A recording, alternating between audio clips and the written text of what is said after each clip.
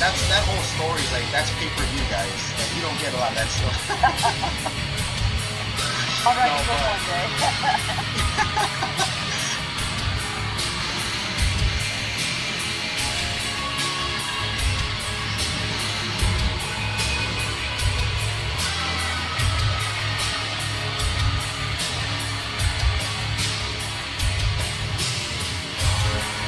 one day.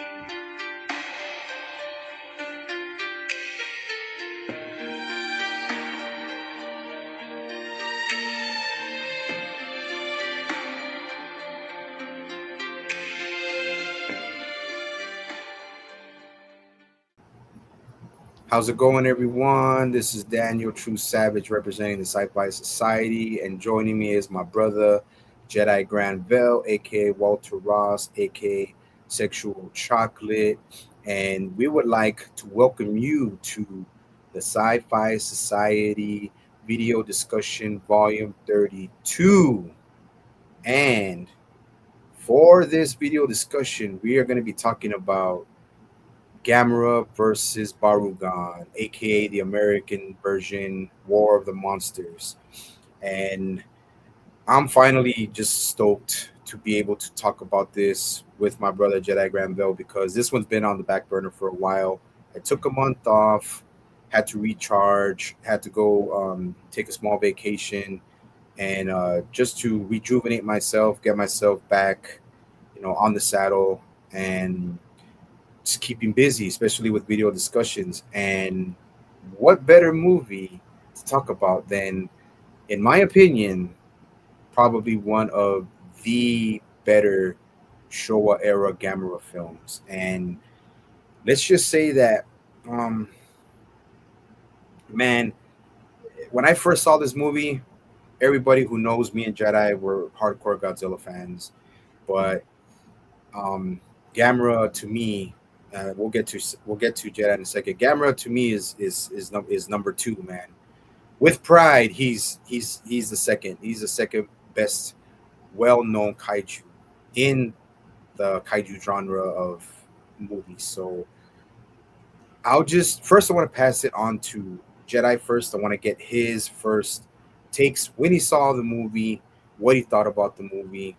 Um, a little bit of a history lesson before we always get into our deep dive of the films. And also, holy shit, 32, bro. We're keeping it going, Jedi. We're keeping it going.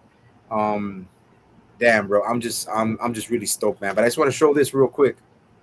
This is my copy of that I got back in 2008 when I bought this one, and you'll notice in the introduction that I used the original uh, uh, DVD film of this to use for the introduction because I really do like that nostalgic VCR type of uh, way of watching it back in the days, back when there was only in like the late 80s, early 90s. But before we get to our deep dive, let me pass it on to Jedi Granville on when he first saw this movie, what he thought about it, and we all know he's also a huge Gamera fan. So let us have it, Jedi.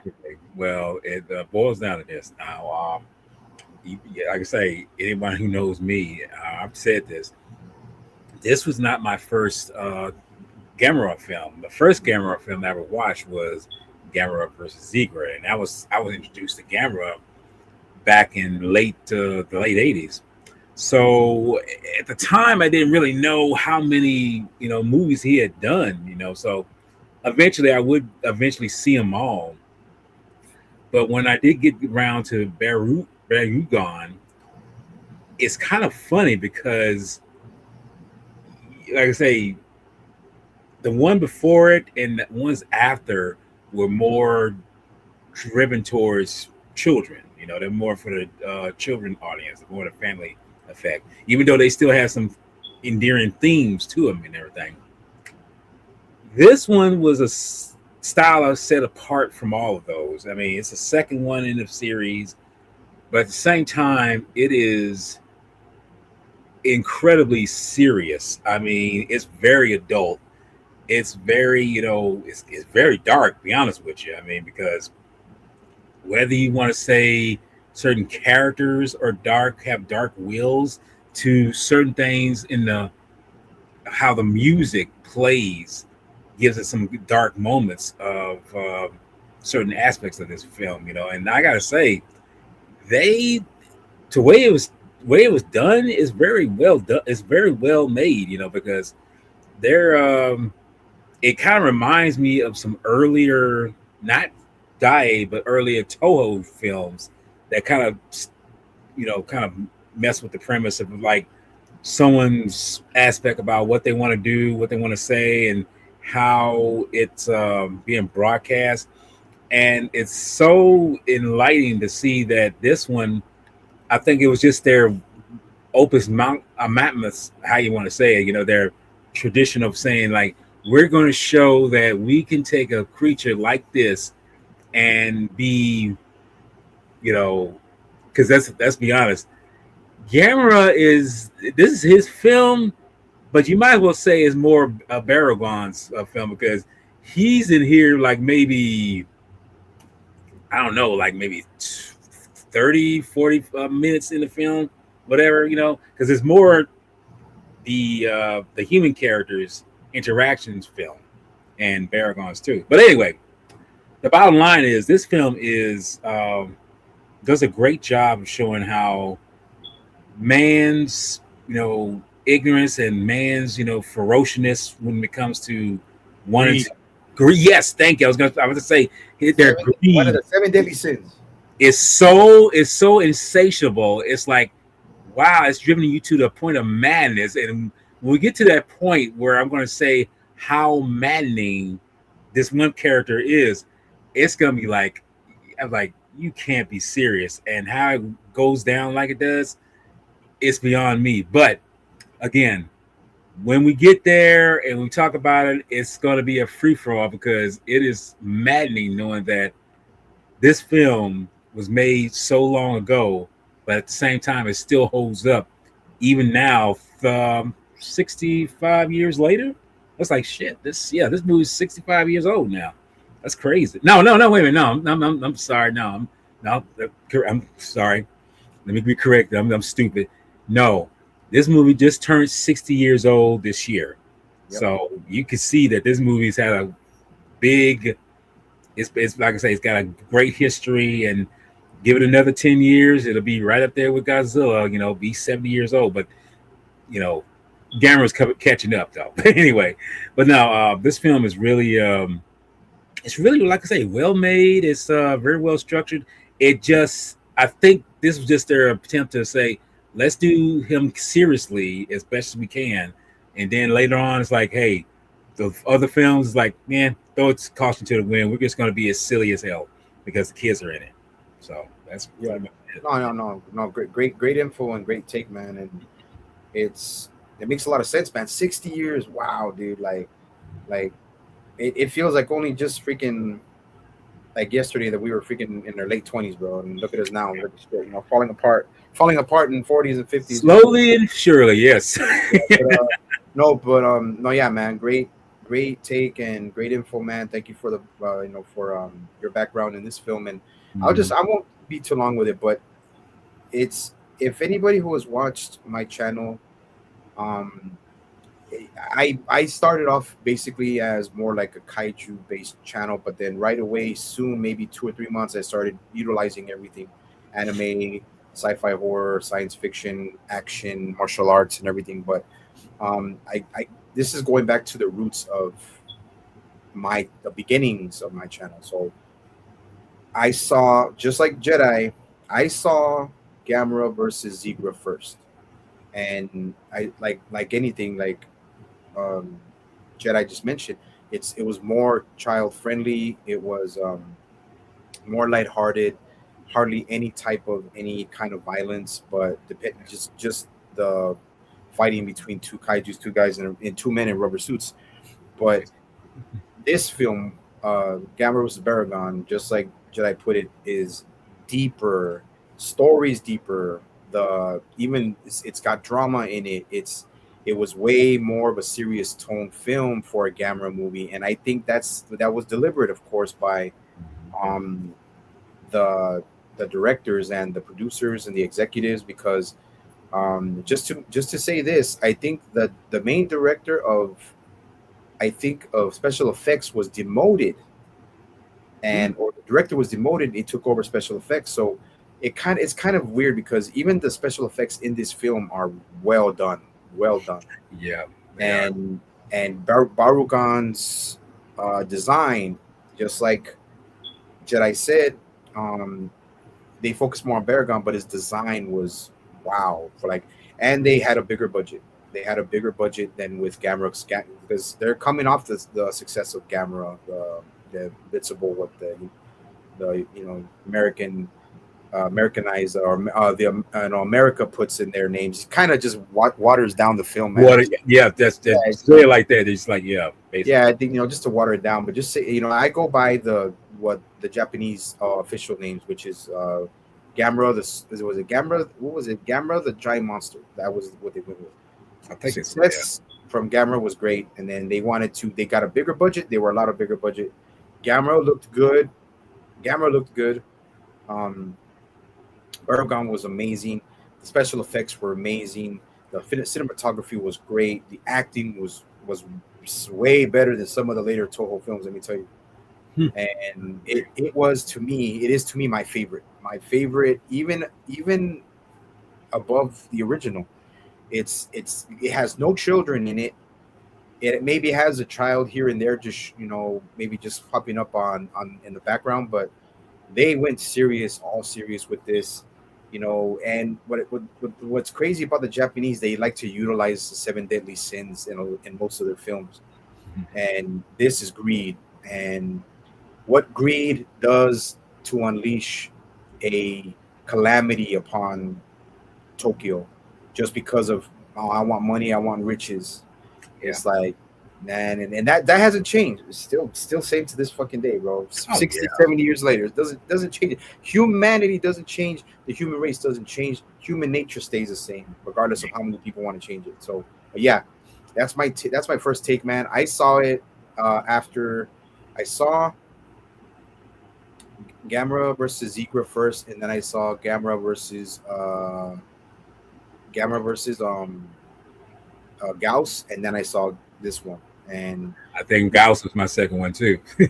yeah.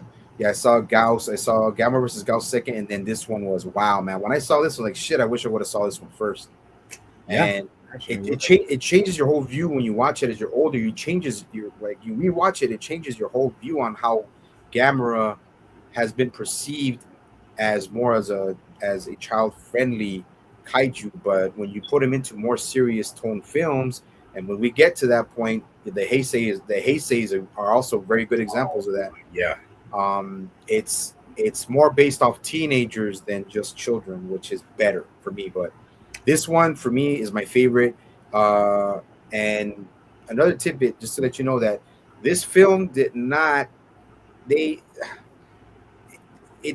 underperformed, but this is one thing. I guess back in the 60s, if you want a movie to perform well, do not release it, side to side with another film. Don't do that. Don't do that. If you want your film to come out, release it first. Don't release it with another film that you made. We have two features that we're going to release the same time, same theater. Like, you want one film to get to garner, let's say, to get the wheels rolling on ticket sales and everything. Just release one. That's just my opinion. Maybe if you want it, people to focus on, especially back then when there was not a lot to do, and this is the 60s, people would go to theaters to see, after a hard day's work, after, families whose moms just, stay at home and just take care of the kids all day. I want to get out, watch a movie. Don't do that, man. Don't release it, side to side with another film. I think that's kind of like because you just brought it up. It's like this was back in the 60s, and there wasn't that much of a variety going on. But unlike today, where they release like a gazillion films at one motherfucking time, it's kind of like, okay, you can't pinpoint which one you really want to watch. And nowadays, it's like they try to amp it up that one film should be more the go-to than the other one. It's like, okay, you're fucking up right there, because you should allow the audience themselves to decide what you want to watch. So back then, it was kind of a hit and miss if you did that. It's like, if you're producing certain films, you just let that one film come out and be gone with it. But it's something you brought up before. It's like it's always. And unfortunately, Japanese are no more, pretty much, locked in on this as much as Americans. Like, they smell money, they want it too. So they want to feel like they can make some kind of profit off this. That's why they say let's release two films together and go with that. But it's, like I say again, it's a political, it's a managing thing, and it's going back to what this film is bringing to you to the forefront. Is talking about greed. And I think that's the whole staple of the movie, the theme of it, that greed will corrupt you to do some insane stuff. Yeah, no, exactly. And that's what I mean, man. That's why, like, if you want, and even though it underperformed, it still became a legendary classic kaiju film. And this is a lot. And I'm speaking for myself when I say this is my favorite Showa Gamera film. A lot of people prefer this film over the original, and it's not because they don't like Gamera. It's just that the first film is amazing, man. It was amazing, but this one to me is like, it was up a notch. Right. and in color. And they could have gone with color in the first one, but they're like, no, you know what? We want to make it traditional. They want to compete with Godzilla. They Hmm. want to compete with Toho, and they were almost there, but they just, Daiei at the time just did not have the resources that Yeah. Toho had, you know, and that's why it's my favorite, and then I mean there wasn't a lot of Gamera, show films, but that's due to, Daiei struggling and not being able to pull out. Or even just shoot out film after film like Toho, and Toho just didn't do kaiju films. Toho did drama films, action Hmm. films, so that's why it's But I still respect, even though now it's Karugawa, and Daiei is still doesn't operate as a solo entity anymore, but they still push out um, Gamera's Gamera's licensing through Karugawa, and they're making a lot of money off of it, man. And I don't give a shit what anybody fucking says, bro. The fucking anime Gamera freaking series was fucking amazing. That was fucking No, amazing. I have to agree that anime series was a bonk, man. Look, and I'm not a big anime fan, but that shit rocked. It rocked. I'm Oh sorry, yeah, it did. but no, but okay, but anyways, now everyone who is watching, people who decide to watch this volume, everyone remember, ladies and gentlemen, we are the Sci-Fi Society, and we are gonna get into the deep dive of Gamera versus Barugon 1966. So just to push it along so we don't, it's a long movie, man, 100 minutes. What I'm gonna do is, um before we get into it, it's like I'm just gonna break down little by little. We're gonna get to more of the important scenes of the film, because 100 minutes, man, is like we do that. We're gonna be here for like fucking. We usually try to Oh, dude, cut it to 2 hours, man. And I haven't been feeling myself, but if we can go maybe to 2.5 hours, that's good enough for me, and maybe 3 hours. But like it's just I want to keep it small because when I'm editing my the videos or these discussions on my new Chromebook, the more space the better. 1080p instead of 720. I told this to right. Walter a few days ago. But so what we're gonna do is we're gonna start with Gamma Rusa Barugon, and basically it's just a continuation from the first film. Gamera is shot into space, in the first film, but by some bad luck for Japan and Earth, he gets hit by an asteroid or a meteor, and he's powered up to insane levels. Finds his way back to Earth, decides to start his energy feeding close to Rampage. Karube Dam. And Karube Dam is also known for a lot of other films outside of Dai, which is one was Mothra. Um, And yeah, man, he starts off feeding, gets back to Earth. I don't think he has any real malice, man. I think he's just hungry. He's going off of instinct, and it's just a small continuation from the first film. He's coming Right. back to Earth, enters the atmosphere, using his traditional flying saucer style flight, and goes into the dam, runs in a little, first lands, and then just really starts taking in, destroying parts of the plant, getting his energy. Eventually does, destroy the dam. And but to get things along a little bit further, so we're not stuck in the movie so much, we're gonna shoot through. We go through Gamera, already destroys the dam, gets his energy, and then we go to the three Three first. Stooges. Yeah, yeah, the Three Stooges, and for the introduction to the film, um, Gamera versus Barugon, the Great Monster Duel. The Great Monster Duel, Gamera versus Barugon, is a 1966 kaiju film directed by Shigeo Tanaka with special effects by Noriaki Yowasa and Kazufumi Fuji, produced by Daiei Films. It is a second entry in the Gamera franchise and stars Kojiro Hango. He plays young Hirata, and Kyoko Inami, the beauty Kyoko Inami, man, who's also a daughter of another Japanese actress. Try to see if I can show it here. Yep. That's her. Yep. That's her, and she is a beautiful woman too. Yep. But but most of those actresses back then were beautiful anyway. So whatever. And she has quite the artillery, man, in the resume on film. She's done a lot of Yes, films, man. I'm trying to say she did something before this one, and I can't remember the name of the movie, but yeah, she's got a real good resume in her.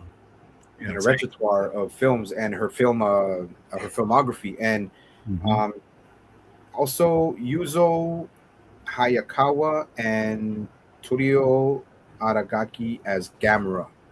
Yeah. And in this film, Gamera returns to Earth to battle a reptilian monster born out of an opal brought to Japan by greedy entrepreneurs. Like, yeah, greed is going to be mentioned a lot in this.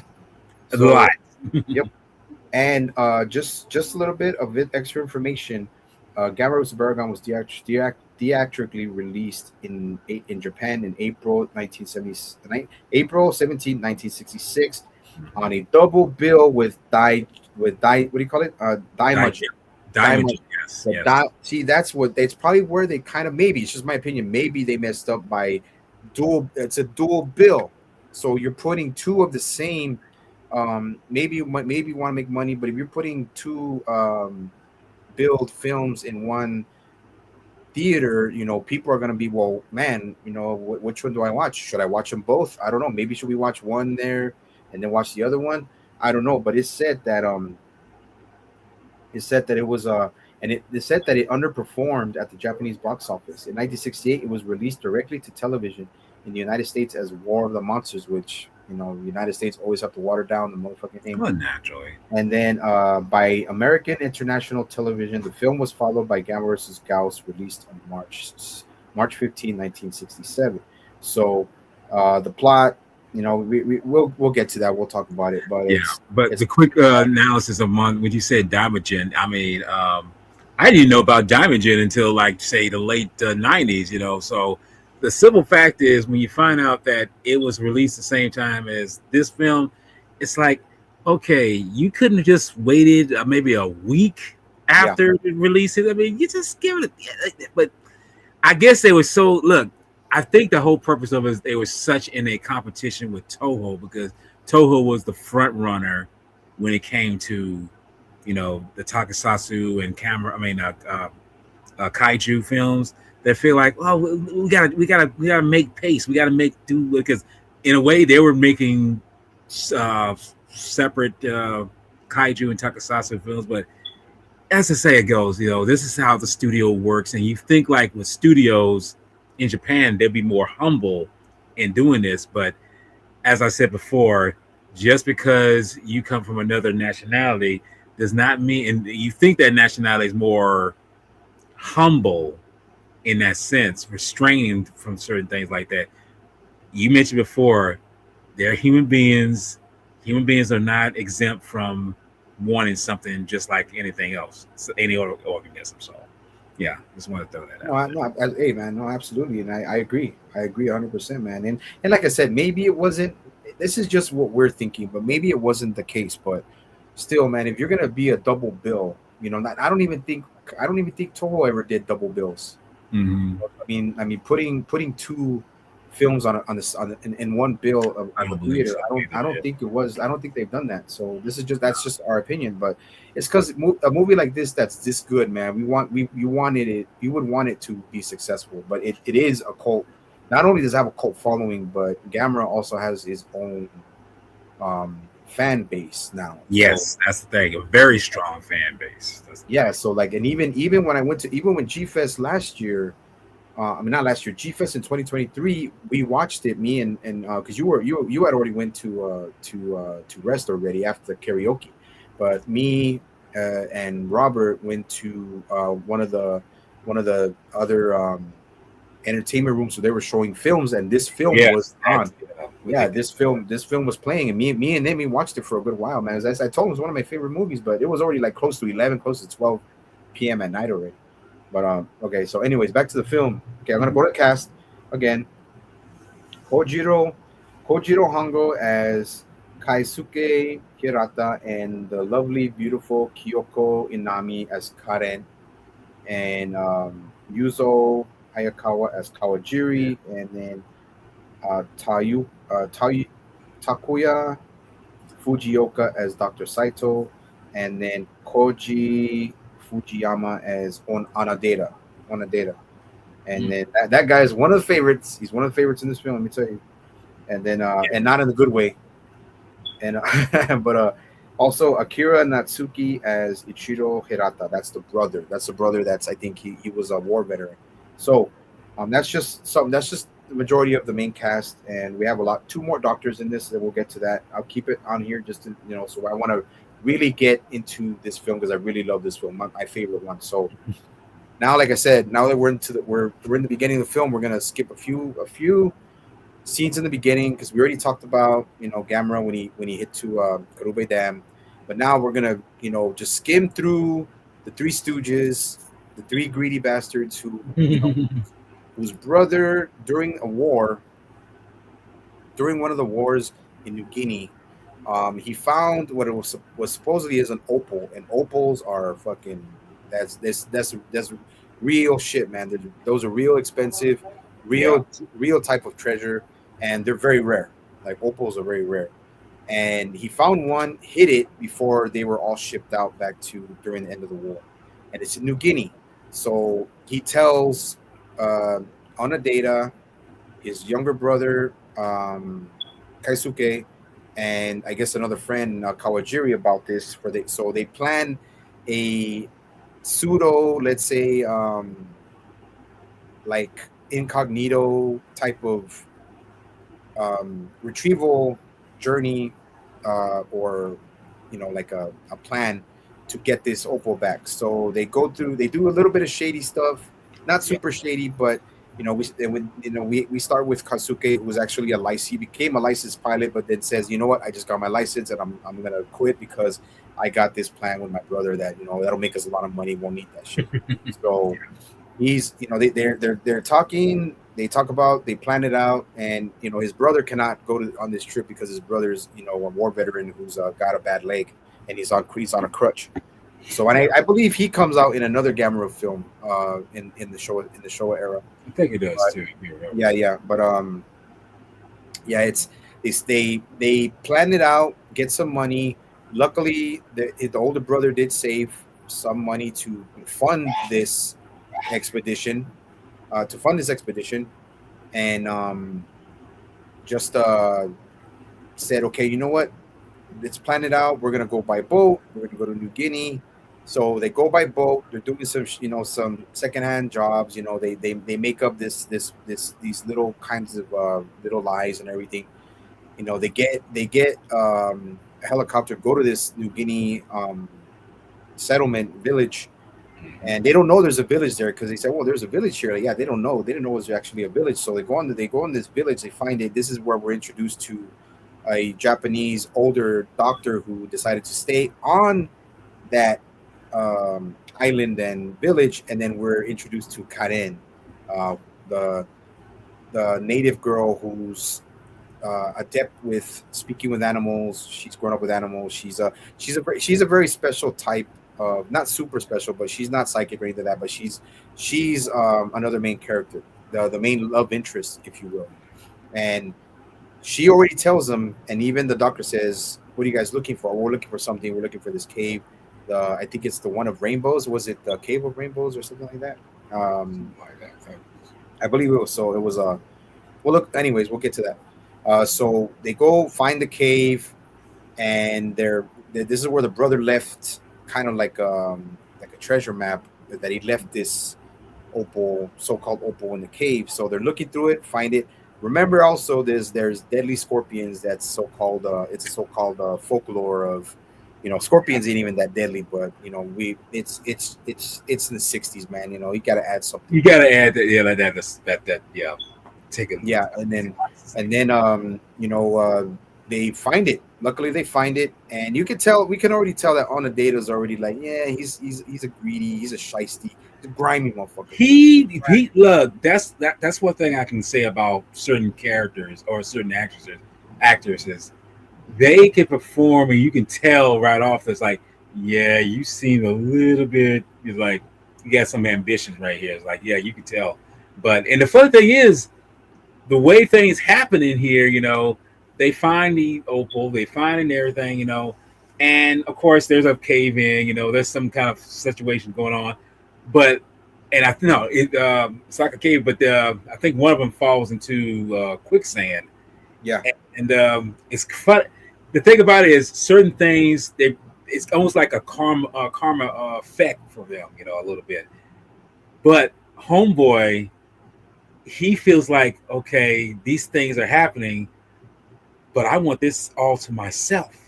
Yeah. So instead of trying to help homeboy, he's like, well, see you later. I mean, I can't help you because I want this all to myself. It's like he's not. Let's say he's not even trying to hide that shit. He's like blindly. He boldly just like, yeah, I'm taking this. And it's for me. I'm not gonna try to get it for nobody else. It's gonna be for myself. And I was like, oh damn, you look. The second you get, I mean, before this, it's like, okay, I need your help to find this. I need your help to find it. We go on this, all three of us are in this together, and fourth too. But once it's found, he's like, nope, I'm going to go ahead and let you guys go. I'm going to let you go. In fact, that's what happens. He throws some dynamite into the fucking cave and sets it off, and cause that cave in. I'm just like, damn, dude, you are fucking ruthless. This shows how insanely greedy this dude is, and that greed is blinding him. But like I say, he's blind right now. But when we get further into the picture, you'll see how insanely blind he's letting this opal really do to him. So, Yeah. like I say, homeboy is practically fucking, dick sucking his motherfucking opal. Basically, he's doing it. She's like, she's like, yeah, like fucking, like, yeah, I cherish you more than my manhood. It's like, dude, it's, but like I said, continuing on, you're right. Like, Honor Data is a grimy, fucking great actor too, bro. Just great actor. Grimy, fucking, a ruthless, fucking scandalous, cowardly scoundrel, bro. It's just a scoundrel, bro. He's a scoundrel. And he lets Kawajiri die because he sees a freaking scorpion. Doesn't even warn the homeboy, dude. Doesn't even warn homeboy. Just says, yeah, I'm gonna let, just wait, hurry up, you little shit. I want this motherfucker out. I don't gotta split it. I don't gotta split it between three. Now it'll be two. And then once I get rid of Hirata, poor Hirata, he just lets him get stung. Motherfucker dies in agony, bro. Homeboy dies in agony, man. Yeah. And then that's a good friend of Hirata, young Hirata, of Kaisuke. And homeboy's like, dude, homeboy's crying, bro. His friend just died, dude. And he's like, sorry, bro. You know what? Rotten luck, man. What a fucking dick. Like, just rotten luck, man. And then tells him, I think I should take care of the opal. And Hirata's like, well, you take the opal, I take the gun. It's like this is where Hirata he has an idea of this, this guy's freaking, griminess and greed. And unfortunately, like you said, he lights some dynamite, throws it into that cave. I think it's the Cave of Rainbows or something like that. I think He gets, blows it up. Homeboy gets homeboy gets caught. Hirata gets caught in the aftermath of all the rocks, the boulders, getting hit. Luckily, he gets found by Karen and taken to the village. Is nursed back to health. Still kind of pissed off, of course, because of betrayal. But him himself too, he's got that greed. He's got greed in him too. Kaisuke has that greed in him. He says, "Well, it's by law, by right, it's ours, and this and that." And Karen's like, and Karen, Kyoko's character is just, she's so like, you're blind, man. It's not an opal. You have brought calamity upon not just my village, my people, but all of Tokyo and Japan.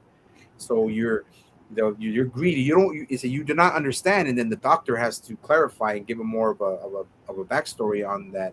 That's not an opal, man. That is not a jewel. That is death, living death. And we'll skip a little bit further as Onodata thinks that he wiped out Kawajiri and Hirata, and he's sailing back on that ship. I forgot it was called the Maru something, but he's back on the ship. He's like, oh yeah, like I got my prize. I got all those. He even made some kind of freaking like makeshift freaking. Oh, I brought some bones back with me of my friend who was with me and all this shit. And then they weren't even supposed to go off ship because they were a part of the crew having to do chores and shit like that. So they weren't even supposed to get off, but they got off. And it was a pretty in the movie was a pretty quick little adventure, and he came back on, but ended up getting some kind of athlete's foot infection on his foot. So he's getting treated by infrared light, and he's getting called in to do some mahjong, play some mahjong and shit. He freaking makes motherfucker hit his head on the freaking bottom of the bunk bed, which is hilarious. Now, I think that's the only funny part in the film. Yeah. And then he's still he's still in his mind like I got the jewel and I got the jewel. But what he does, the dumbass, he keeps the freaking jewel when he goes in to get, like, when they play mahjong, it keeps the jewel close to where the infrared light is, and he puts it in that coat pocket of his. Yeah, and it burns through, amplifying. And remember, Karen says this, or I think referring that it takes 10 years. It takes 10 human years for the egg to hatch by itself. But since it was incubated by infrared light, it amplified it by it sped up the process super fast. So Barugon evolved even quicker and became even more devastating. As this is where they don't even say his name yet, but it's not until this creature hatches from that opal and literally breaks out, evolves at an alarming, scary rate, breaks out of the ship, and the ship's barely getting into dock. I think I think it's maybe Tokyo Bay or something.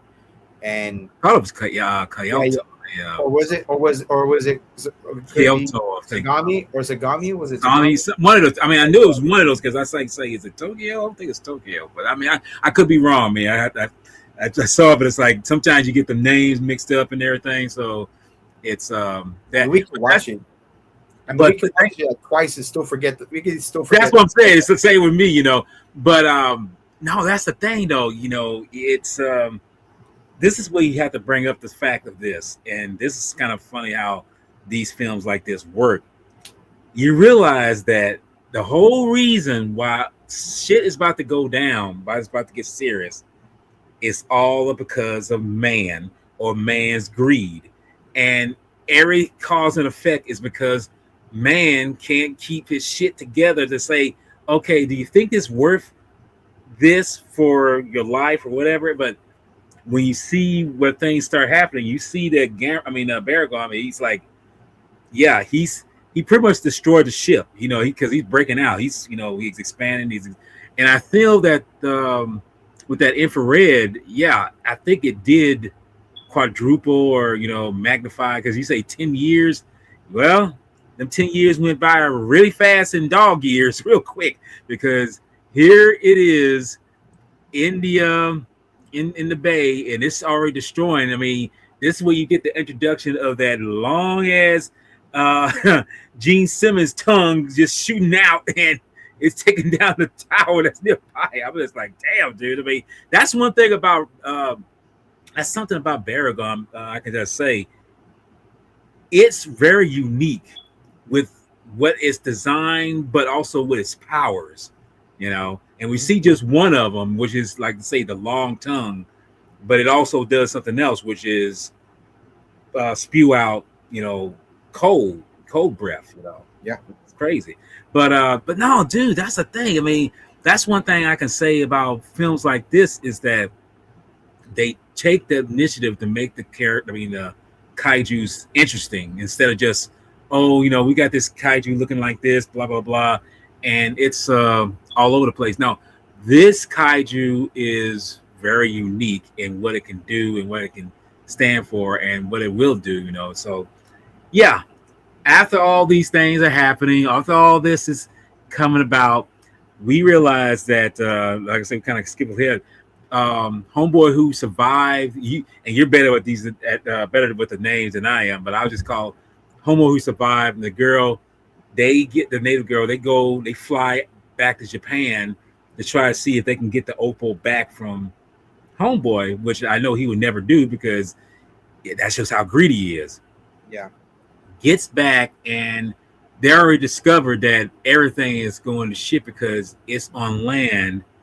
Yeah, Barugon is, and it's in his actions. I forget, and that's the other thing. I think I'm not for sure. I think Barugon is male. I could be wrong, but believe it or not, there's several female kaiju's in Daiei's reservoir. Believe it or not, but I don't think Barugon is one of them.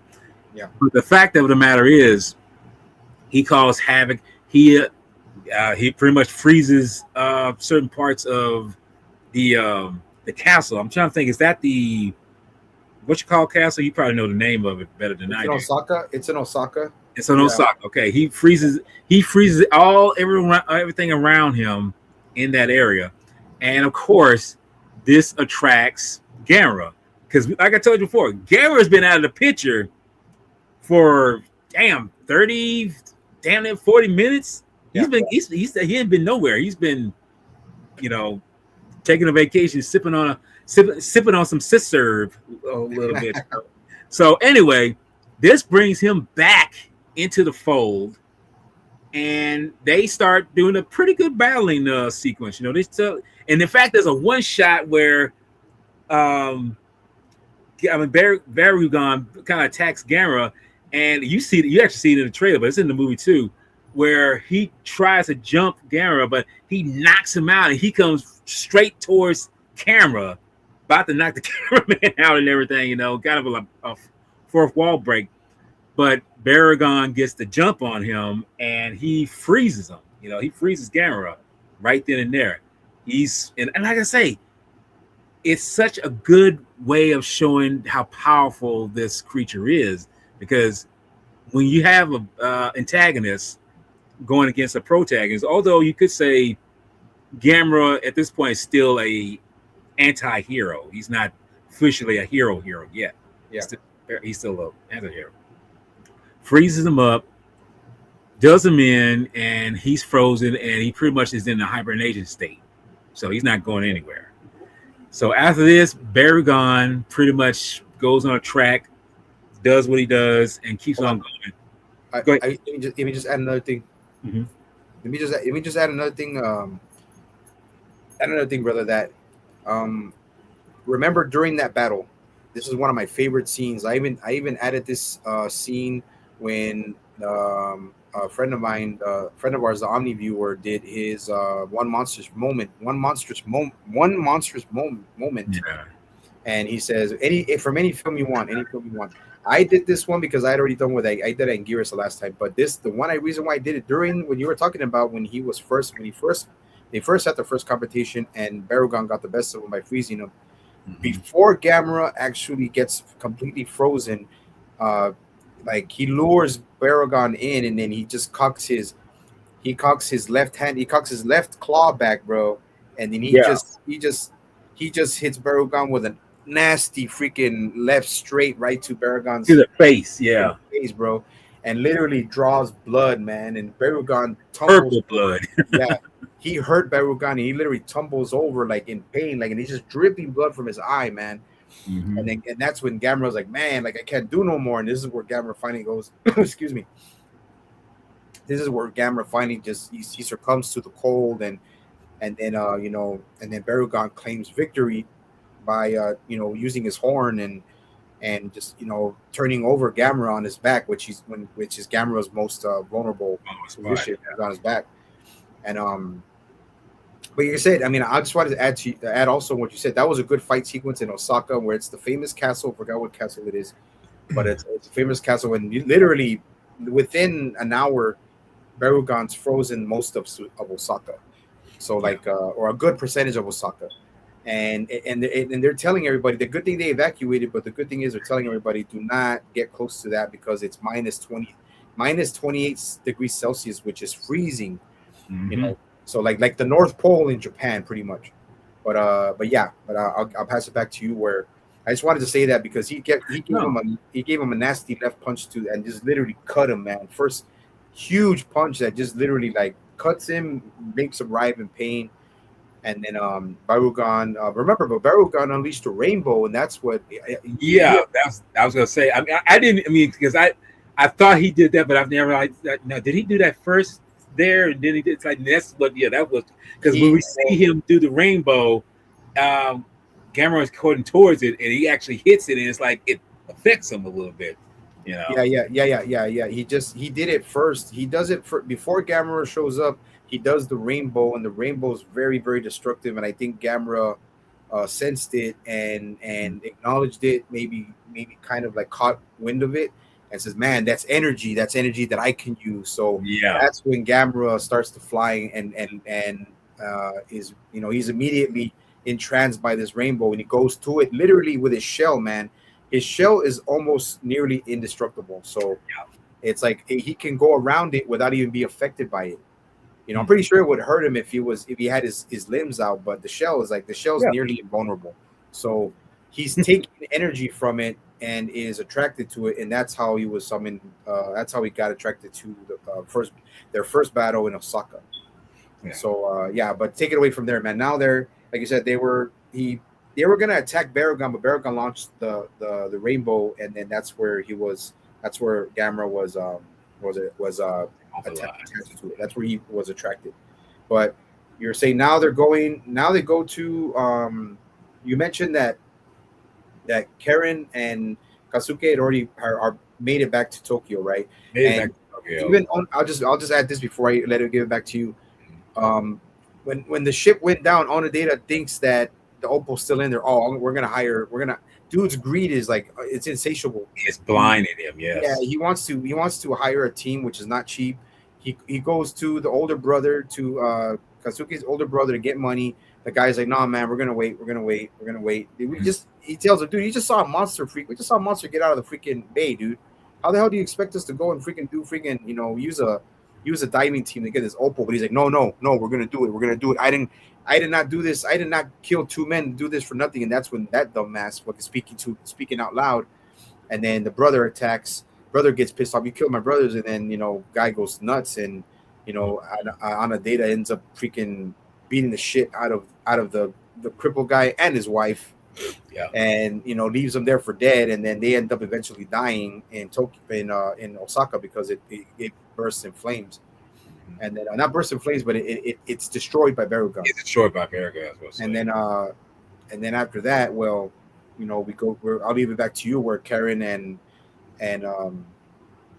Daisuke return, and they see right automatically. Karen looks at the news and she says, "Oh, that's Barugon." It's like, "That's Barugon," and he's like, "Barugon's like, yeah, that's the thing I was telling you about. That was the bringer of death, the god of so-called of rainbows and." He's nothing but brings death, because it took him like 1,000 years. She said that her ancestors had fought Barugon before, and they had to lure him in they had to lure him into the water, because water is his weakness. So salt water. Was it salt water or just water? Any kind of water.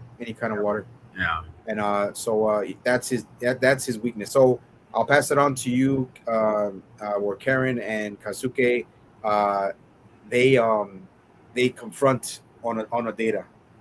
Yes, and this is where he pretty much this is where I say it's such a mixed bag, because like I say, you go on saying that they got in touch with the authorities telling this, but that's something that's a major thing, you see in many kaiju films, especially if it's a standalone, whatever. But anyway, both of them confront him.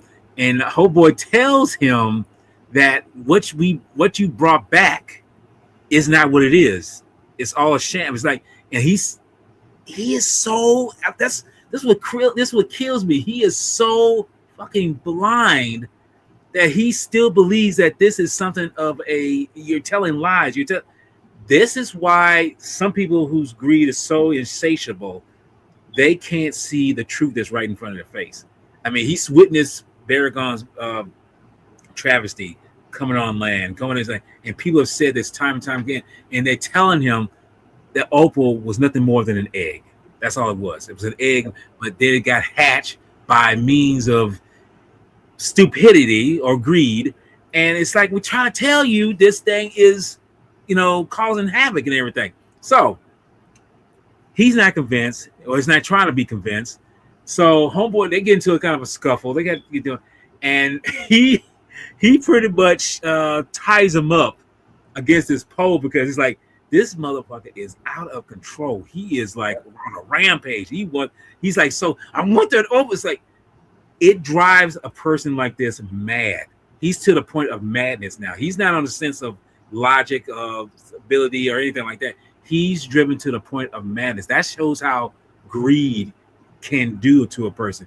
It drives him to the point of madness. And now he's at the point of madness where everything that he believes and thought it still is, but he's going to go to the depths of whatever to do this. So they tie him up as tight as they can. And I kind of skip ahead of this. He's only free because his homeboy's wife, the one he was the cripple, or a girlfriend or something like that, frees his ass. I'm like, oh, what the fuck? I'm like, come on, man. It's like, you gonna free this guy? This guy is crazy. You can't tell this, but frees him. And at this time, before they free him and everything, which frees him, I mentioned that her and homeboy, they gave in touch with authorities, and the authorities are trying to figure out how to, lure, kind of try to stop Barugon in some kind of way. And what it comes in, before we find out exactly what it is, the military comes in, stylized kaiju moments like they should, try to destroy him in any kind of way, whatever. They shoot missiles at him, but then, like I say, instinct, Barugon fires off his rainbow colors, and he just wipes out the launch pads of these rockets and just blows them up. But there's a moment where, while this is happening, you see this where there's a Jeep sitting somewhere near the launch the rockets and everything, and it takes out the Jeep. That shows how powerful this rainbow really is. It's powerful enough to just atomize something, but it can't atomize something like mirrors, something that's reflective. And kind of like, okay, what's all this about? That's kind of interesting. That's why I say it's kind of enduring how they make these kaijus and their powers unique in some way of form of fashion. And it's good to know that they do that, because if you do the same old, blah blah blah, breathing fire, blah, it's like, it gets kind of boring. So we find out that it's able to, the mirrors don't affect it, but it's not necessarily mirrors. It's something, the reflection of it, that repels it to stay. So at this time, I think what's her name again? The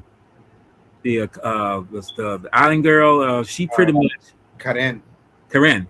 She pretty much has an idea that maybe if you lured, I think that's what it was about. Something how they defeated Barugon before, her ancestors lured because in a sense they know that to defeat it, they got to put them in some kind of water.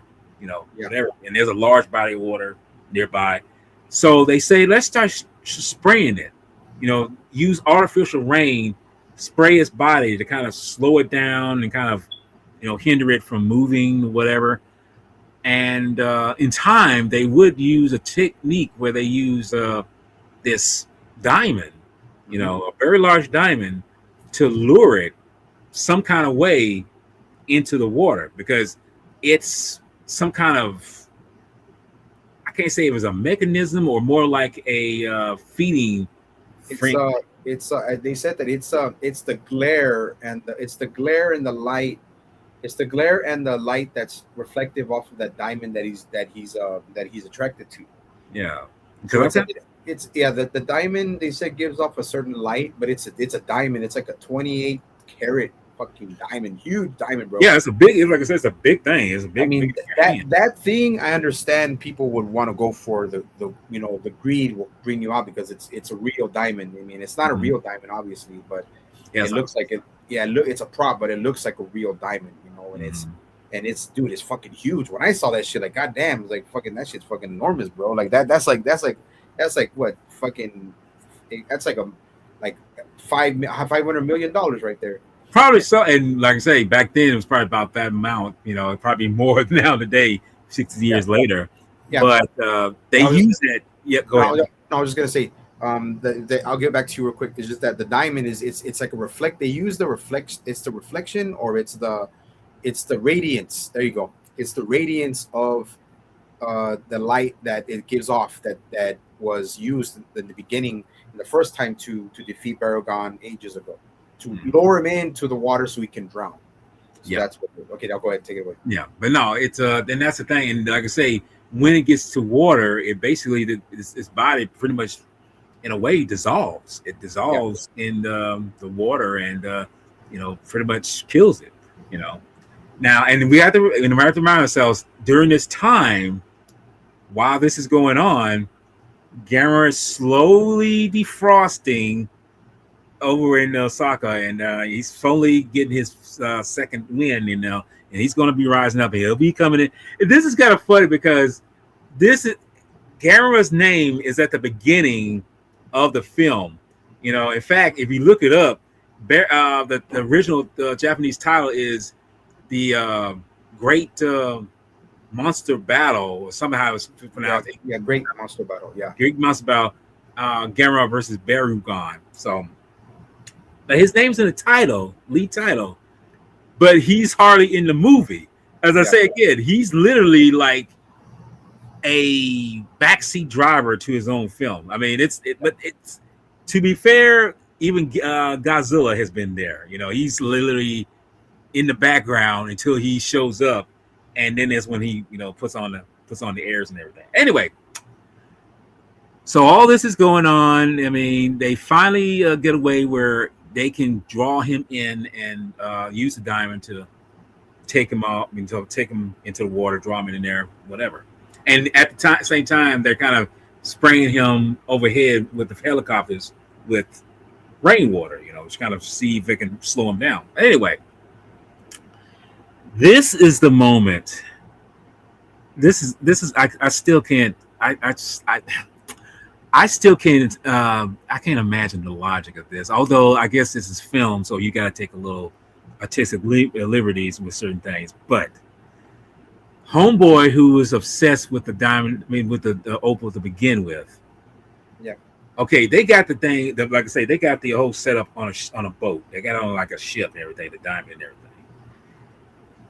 How in ever living fuck did this dude get this close to the boat to hijack it in some sense with just a handgun and his just tenacity just to get on the boat? I mean, and they're armed soldiers on the boat, on the damn boat, and he managed to take him. I'm like, okay, I'm sorry. Look, we're already in the world of disbelief and everything. Everything's imaginary, everything. Okay, I get that. That's fine.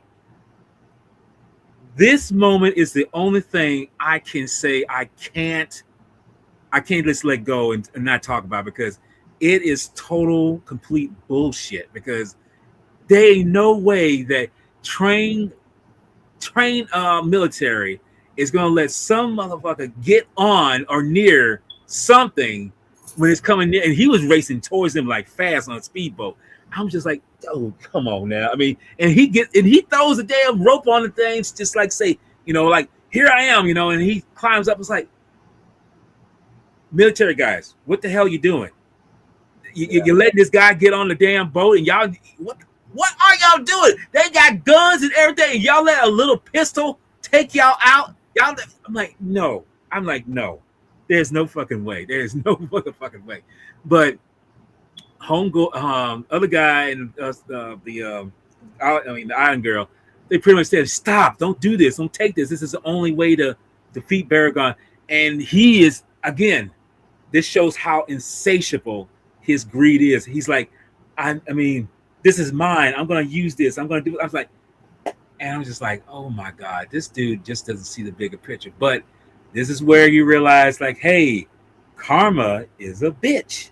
Yep. Because he gets off, gets on the back on the boat, speedboat. He heads out, and Barugon, he's got a little something for his ass.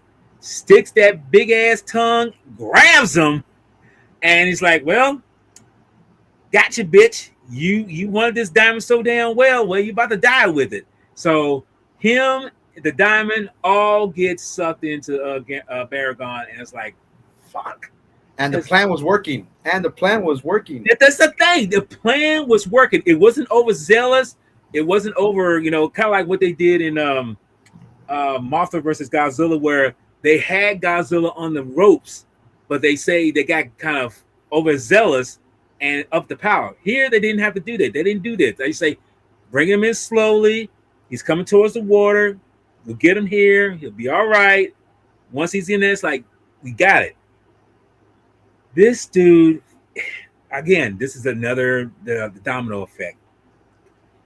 Homeboy caused all this, and now he causes even more treachery. Disasters by getting the diamond, and now the diamond has been consumed by Barugon and him. But in a way, you feel bad knowing that it's like, damn, the diamond's gone, but you don't give a shit about him because it's like, you know what? He deserved it. He deserved that. And do we feel anything bad about him? It depends on your point of view. You can say you feel bad about him, because his greed was so insatiable. But at the same time, you realize, like, fuck that motherfucker.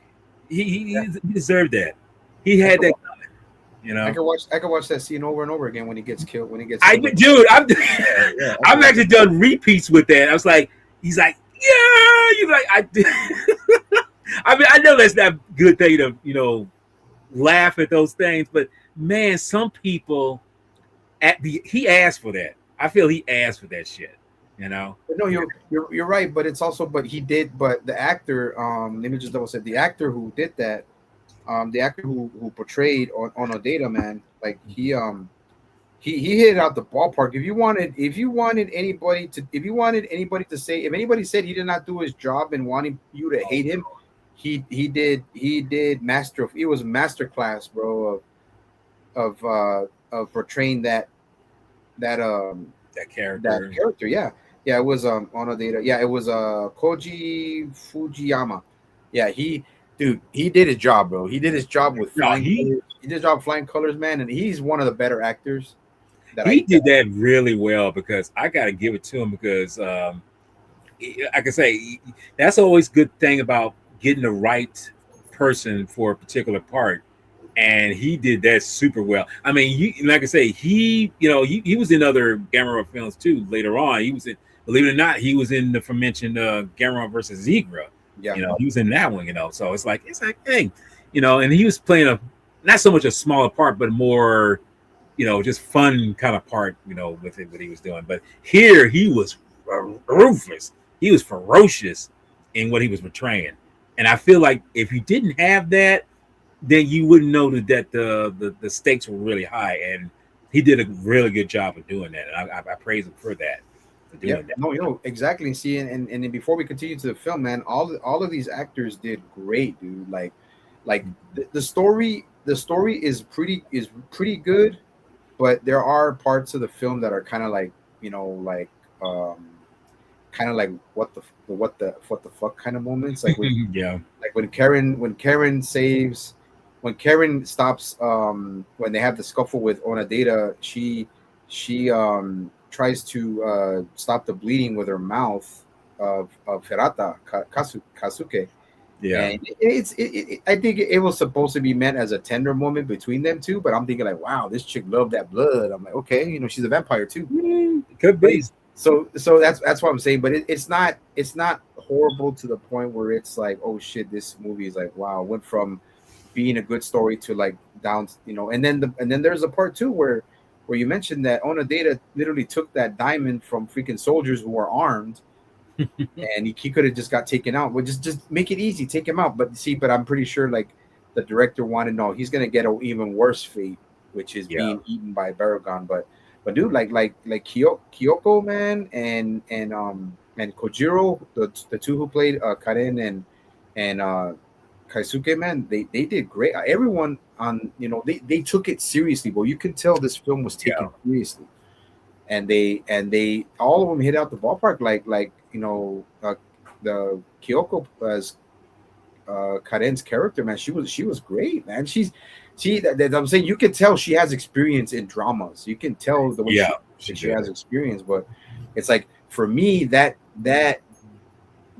made it more satisfying to have her in the film, and she's the one she's the anchor to Barugon. It's not just Barugon who has a lot more screen time than Gamera. She's the anchor to Barugon. Like, she's the one that keeps that humanity connected to Barugon, and what Barugon represents, which is, maybe not necessarily evil, maybe benevolent, but still kind of like just a force of. Barugon's more of a force of nature than a savage. But I mean, it's like, what is it about? What is it? What do they always tell people who want to go into the jungle? Like, people who want to do expeditions. Honestly, you go into the jungle, bro, you're fucking. The jungle's a totally different world than what you know about normal society. So like, you go to the jungle is beautiful, but it's beautiful, but it's just as deadly. It's so just insatiable, I think that's the reference. I think that's the reference they use for Barugon, that they what they don't know, they don't understand. Barugon can, turn that world into a wasteland. He's not going to worry because he can feed on anything else. I think he's more, like I said, he's more of a force of nature, like not like Godzilla, but he's definitely unique. And Gamera's not completely evil either, but he's not a saint either. No. He's not, like you said, he's an anti-hero. So, but like you said, but going, I just wanted to mention that about the actors. No, exactly. I mean, you have to bring up that information about the actors, because that's one thing about the acting in these films, especially this one, is that, and because you got to remember, it's not filled with any kids. I mean, it may be some splintered around in the background, whatever, but they're not the main characters. They're not the main, cast and everything. These people are doing a service by taking something that's extraordinary and being really forthcoming about what they're talking about with the characters that they're looking at and with the situation that's going on. And you don't want, like I say, if you don't believe that, then it's like, okay, what was the point of you making the film and making it seem like, okay, this is what it's all about? So yeah, I mean, it's not much of a say, oh, we're just going to talk about, kaijus and monsters fighting. It's like, well, what are we really saying about it? We're saying that, how are these people reacting to the situation that's going on, and how do we try to get around it? It's almost like dealing with like a typhoon situation, or an earthquake, or any kind of natural disaster. Because if you think about it, these kaijus are, in a sense, natural disasters, only they are thinking beings. And again, as you said before, they're just being instinctual what their surroundings is. Like, they just, because I'm pretty sure that Barugon was never something that was, around technology like this. And this is 66. He's around ships, he's around cars, he's around buildings, and easily he can defeat. And like I said, I know he's been around humans before. That's a given. But he's around this all new environment. So how's a person or anything that's been out of time, how do they react? Well, they can either act with it really, like just soak it in and accept what they're looking at, or then they can act really instinctual or violent and just say, you know what, fuck this, I'm gonna burn this motherfucker down. So it depends on how. Excuse me. It depends on how it goes. So yeah, you got to bring that. You got to show the characters who are there to make it believable what you're watching at. So it's like, yeah, Yeah. that's what comes And out. and another thing too, like I said, I'm not we don't push this type of stuff on people, like on people, oh, you have to watch it, you gotta watch it. Like, we recommend it, but you gotta be a fan of the kaiju genre to Yeah, that's understand. right. Yeah, you gotta be a true fan to understand and enjoy these movies and love these movies. Like me and you, bro, who watched these movies since we were freaking children, bro. Like I said, I watched Godzilla when I was 4 years old. So Mm-hmm. it's like, so it's only fitting that, I resonate and gravitate to something like this, like Gamera, especially seeing this 20 something years later when I bought it on DVD and rewatching it and understanding, like, man, this is the real freaking, this is a real kaiju film and a classic for its time. Yeah. And it's a classic, it's automatically a classic. And like I said, when we get back into it, like we just said, you have to be a fan, like you have to go through freaking be able to find films like this, and movies like 13, freaking, kaiju movies in one set. Like, you gotta, and this the quality is really bad, so you gotta like really love Yeah, like this genre, like what we do, to say like, fuck it, I don't care how bad it looks. There you go. like me, I got books like this, that Yeah, discuss. like before we continue, before we're almost done, before we continue, show a little bit more of that Oh that. yeah. Well, Yeah. I mean, we'll do that.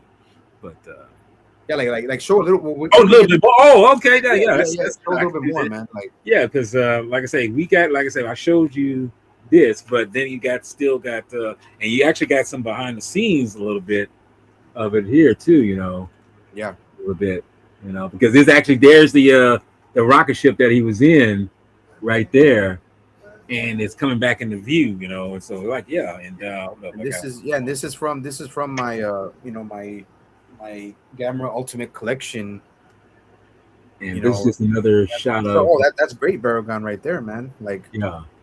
See? I gotta start doing that shit. I gotta start collecting those books, man. Like this one, like this is a slider that came with the special edition, and it has a name back there. It's gonna look backwards because it's on from my view, but I But mean, that's this, pretty good though. I mean, you get that when that came with that, So that's yeah. And then I have the original DVD release, hmm and like, this what I'm saying. You gotta. That's why I love this film, bro. I have it on this one. I have another freaking one that's on, another version of it on that movie.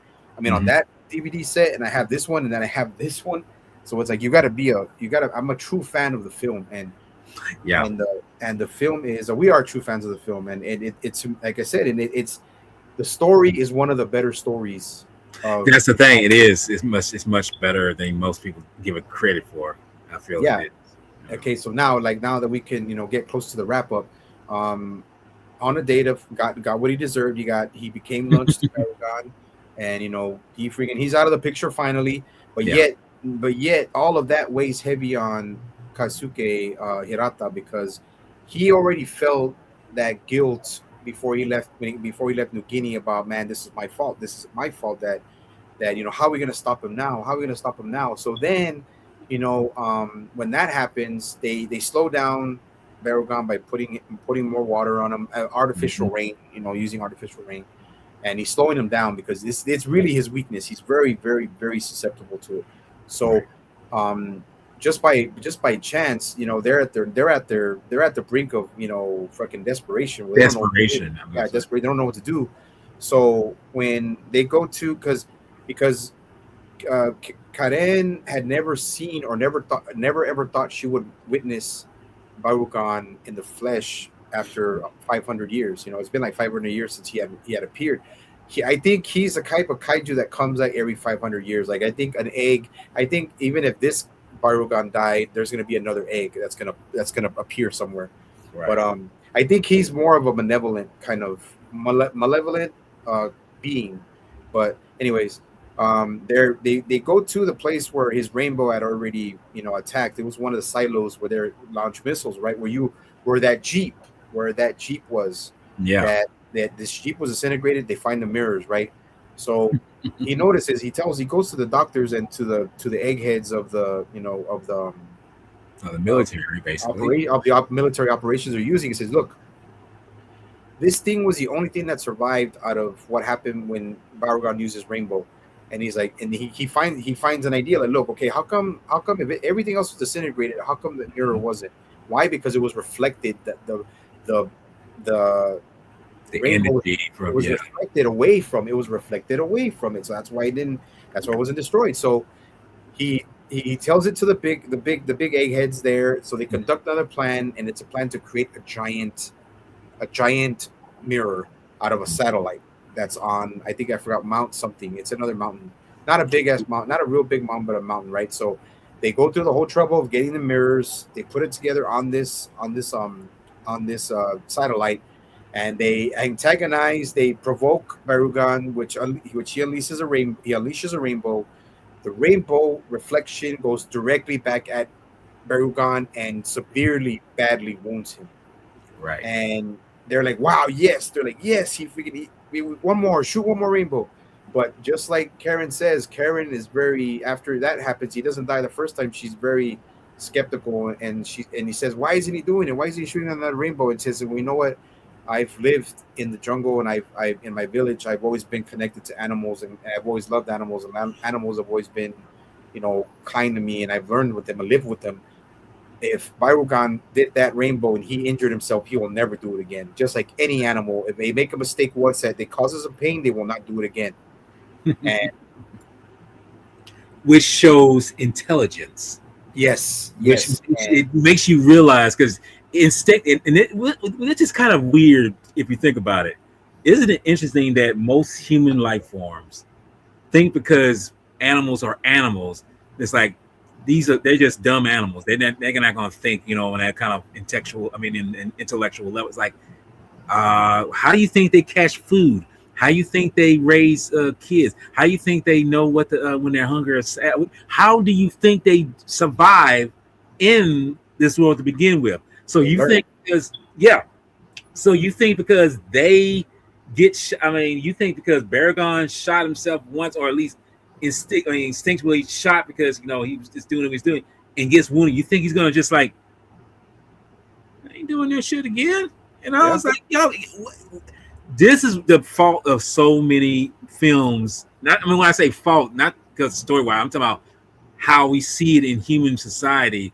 They believe because animals are so-called lower than them that they have no intellect whatsoever. It's like, okay, that's your red flag right there. You fucked up and thinking that they ain't smart enough. So when they realize, like I said, Karen realized like he's not going to do that again. It's like, okay, they got to go back to the drawing board with some things, yeah, And yeah, it's like, how y'all not know this? Y'all, you said before, they're eggheads. yeah, Y'all should understand this pretty well than anything, you know. yeah. And see, and Kaisuke he kind of puts a lot of Hirata kind of puts a lot of pressure on himself, because he's like he takes all of that weight on himself, and he kind of thinking, man, like, this is my fault, so what do we do now? Like, he's not going to do it again, so how do we defeat him? And then he's at they're at their lowest point. Now they don't know what to do. Right. So and now enter Gamera. Yes. So Gamera, who was the antagonist of the first film, becomes the anti-hero in this film. So for some reason, Gamera, like, kind of, he learns just like Barugan, Gamera learns at a scary rate. So I guess he kind of like realized, okay, well, you know what, I'm gonna take him. I'm gonna keep Gamera. Wakens up. He's thawing out. He's gaining strength. He finally gets he finally gets back into his flying saucer form. Flies over a few when he's going towards Barugon. He's flying over a few power plants where he's gaining that energy, right? And then he finally finds Barugon, and this is where the humans are at their lowest, right? And then right away, even somebody sees it. Harata says, "What?" And then Karen turns, and she's like, "Oh, what? This is oh, what? Who's that?" Like, "Oh, Gamera." They say Gamera. Oh, Gamera. And I'm like, oh, okay, so that's how they mention Gamera in Japanese, but they mention Gamera, and he's like, okay, well, who's that? Who's Gamera? Like, Gamera, who's Gamera? And then Gamera goes in. This time, Gamera, like you said, Gamera knows he cannot make the same mistake, so he's moving more. He's being more cautious, and goes towards Barugon, who's already been weakened by so many days of rain, artificial rain, and all this. So he's already weakened, right? He's already weakened because he got shot by his own rainbow. Right. So Gamera, I'll take half of the fight. You can take the rest of the fight. Okay. And then so Gamera comes in, flies in. And he's like, okay, now he's more alert. Okay, I can't afford to get freaking caught by that freaking freeze breath. Yeah. That freeze breath is a bitch. So he's like, he's on his feet more. He's moving more. If you notice, he's moving a lot more. It's kind of hard to say if he is because it's a monster film, But I mean, oh yeah, he's being more cautious. And right away, he opens up on the flames, man. He gets behind Barugon and starts using his flame breath. power. And then Barugon only gets one chance to use his tongue, but only to knock him over. And then Gamera starts to. Gamera gets knocked over, and then he goes into his shell form again, goes into the saucer, and then he flies around, gets enough momentum, and then it's like he's baiting Barugon. Barugon gets on his hind legs, and then Gamera just flies right into him, knocks him over to a bridge full of water, and or the bridge by a lake, and he's like, oh man, there's more water. So he's right away you could see Barugon's trying to get out of the water. He's like getting out of the water. He's weakened. So I think then Gamera got the idea. Okay, he's slowing down. So I think he's water. He's either allergic to water or something. Water is his weakness. So Gamera starts keeping him more close. If you notice, I don't know, he kind of trying to keeps him more close to the water. And then Gamera's starting to see that, okay, well, he's susceptible to water. So, Gamera knocks him, I think, over again closer to the lake, and then I'll pass it to you for that. I'll pass it to you. Yeah. Where he's in the lake. This is where he realizes this is Barugon's Achilles heel. He, like I say again, these animals are not some mere, just big so-called dumb animals. No, these are individuals who actually have intelligence. They learn by doing. So it's what was the lake's name? Hold up, the lake name was Lake Bawa. Lake Biwa. Biwa, yeah. So Biwa. He sees that he's weakened in the water, So it's like, well, instead of just pushing him in there, it's like, you know what? Guess what? I'm about to 10 dive your ass, and I'm gonna sink your ass, and then you're gonna drown, So he gets him and just keeps him underneath there, and he starts literally starts boiling in a sense, because he's dissolving. He's dissolving in the water, he's dissolving in everything, and eventually he does pretty much dies. That was the end of him. Barugon is pretty much started. He's been defeated. He's been taken care of. And like I say, he and Gamera, pretty much says, well, I mean, hell, he's dead now, so I guess I'll just fly off and see what else I'm going to do. Because again, Gamera is not being. He's a hero. He's a hero, but he's not really a hero. But in this moment, he's slowly stepping into that hero motif because he saves the day. And he's not trying to take over the planet. He's not trying to rule over nothing. He's not trying to do anything. He's just an instinctive animal who just wants to live. That's it. He just wants to live. So he flies off into his flying shell mode, and you don't see him again until the next film. And that's pretty much it. But after all this is done, we see the main characters where Homeboy is talking to.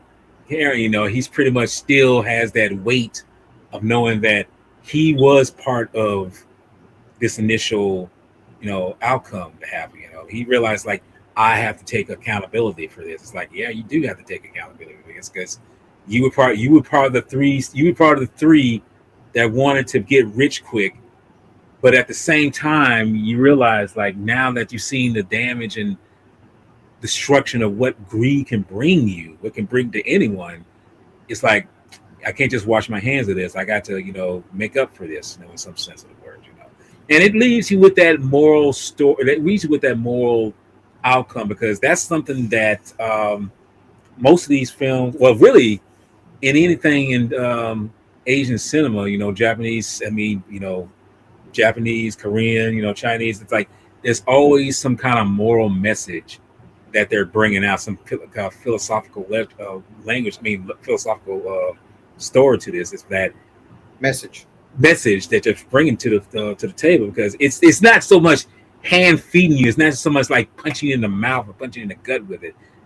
It's done in a very subtle way, but enough where it's like you as the audience is watching this and you realize like what transpired. Yeah, you got a great action sequence with kaijus fighting one another and beating the hell out of one another. You've seen death and destruction, all this stuff. But in the end, what is it really saying? What's the theme to all this? Greed. Greed is the number one, and you mentioned before, this is one of the deadly sins of man.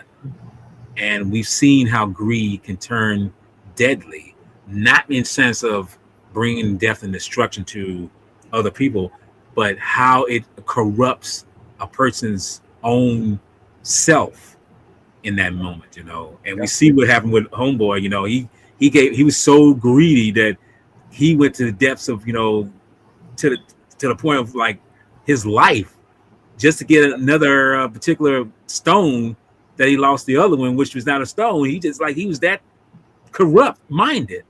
He become that corrupt, and that can happen to any of us. We can become that corrupt, and it doesn't have to necessarily be, some kind of jury or something. It doesn't have to be.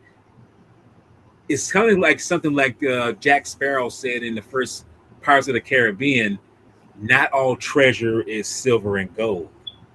Some things can be more insatiable than that. And seeing that can drive a person mad like that, like him, he was driven to the point of madness. He went that far beyond to get what he wants. But of course, it cost him. But at the same time, as I say, it's kind of sad that it corrupted him. But at the same time, I don't feel bad that he got killed, because it's like, well, you asked for it. Your dumb ass got what you deserve, So, and there you go. But that's how the picture pretty much ends. And like I say, you left to the audience with the decision of how you watch it. But in the end, the picture is pretty good for what it is, because it's like it's very adult. It's very hands. Yeah, very serious. It's very well made. It's very well filmed. So it's I think some people need to just give it a chance, not because it's a serious tone. I think they got to give it a serious, because even though it's not for kids necessarily, because it's not. Because the original Gojira is not. I feel look at it and know that you're entertained, but at the same time that it's something powerful when you're watching it, because the actors bring so much to the table, and I feel like that's the reason why we watch these films anyway, because it's something for us to enjoy. It's kind of like mini frosted mini wheats. There's something for the kid inside of you, but it's for something for the adult also. And I think that works well, especially with this one. I mean, adult can watch this, and it's like I find something on both sides of that spectrum to enjoy this. So I mean, you're totally right, and it's like I said, it's like when you talk about the ending, it's like and the fact that Gamera, I'll just take it back a little bit before the ending, and then get to Karen and Kaiju is that Gamera bit freaking Barugon in the neck, and Barugon started like literally gushing blood, bro. So I think it was already that already made him weak, and he was already weak from all the water and everything, and then he literally drowns him, and then he disappears, and then he lets out one rainbow, and then Gamera just goes off and flies off into the sunset. Well, you know what? I didn't do it for you. I didn't do it for the humans. I did it because I'm the only freaking kaiju that should be surviving here. I don't need competition. So it's like he did that for himself, and he's like, I couldn't care about the humans. I did it for me. But he didn't, like you said, he didn't say, oh well, I'm not gonna sit on some giant throne on a mountain, whatever. No, it's like I just go my way. That's it. I did my job. I did my job of, defeating the competition, and then move on. And then we go to the human story, where it's Karen and Hirata Kaisuke Hirata, that she says, he's still beat up, but then she says, he says, well, I'll take you back. It's time that I take you back to the Guinea and everything. And then he says, well, you know what? Like, I don't know what else I'm gonna do. I just gotta fight. I'll face this alone. And she puts his hand on his hand. And he says, you're not alone. So it's a decent happy ending. He's, I guess in the universe, in that universe, they probably still, live the happy life and probably heard about, all the other Gamera battles and everything. Right. And unfortunately, Kyoko passed away in 2018. Yeah, I remember that. Right, because when I was at that G Fest, I heard that she had passed. I was like, oh shoot, but I mean, at least her legacy, lived on through the fandom that was built, I don't know if she ever got to G Fest. She might have, with before G Fest became a little what it is now. Yeah. If she did go there, I'm pretty sure she found an amazing, you know, warm greeting of fans. Yeah, there, because like that's the thing about movies like this or anything, shows or anything like that. The fandom appreciates what you bring to the table. They appreciate what you've done, your tireless, impact on them. And like I say, like when we mentioned before we started, with Linda Miller, she did a little something for that last forever, and to this day, people still praise her for it. She's this little individual who feel like, well, I'm still doing something for fun, and just like, but never realized how much of an impact it really did for her and to others. Because like I say, when I saw her when I went to my first G Fest, and people, when we went to the gathering, the first night, and she saw how many people, applauded her. She really felt that. She felt that energy. She felt that, that love for what she's done. Even though it was just one movie, she didn't realize how much of an impact it came with that, and she was overwhelmed with that. And that shows right there that you don't got to do like a billion things. Like I say, in Hollywood right now, they try to do so many things and try to grasp so much fandom. It's like your fandom doesn't grow with the respect of how much money or whatever movies you make. Is how your presence affects those that watch you. And I think with Linda Miller, thankfully she's not an egotistical individual, and she allowed all that what she had done, close to coming 60, because of King Kong versus Escapes. King Kong Escapes will turn 60 next year. So all that has done something for her, and that'll never change. And like I say, with that actress there, even though she passed away nearly 10 years ago, she still holds a place in so many, Tokusatsu fans, forever, because that's how effective she was. And people before her and after, how much they've had an effect on individuals like you and me, how that still to this day affects people, even to now, to, like I say, when we're long gone, there'll still be people, looking at these things, and still appreciating, and that's the legacy. That's the thing that you want. You want these films to kind of gravitate to the love of these individuals and know that it's like it's not going to die, because this stuff could have died a long time ago. It could have died, gone with the wind and been never more. But as it turns out, someone had the ability to say, no, we're going to make sure that this stays with these people who love it. And the only people who made it happen were the people who loved it. And this is one of the reasons why I say, even though some of these people are dead and gone, like Mr. Takarada, even though he's, he was one of the fan favorites, even though he's no longer, his memory, his legacy, his memory of him will never go away. It'll always be there. So. No, absolutely, bro. And like I said, God rest her soul. I think I don't know if uh, Hongo, Kojiro. I don't know if Kojiro Hongo's still around.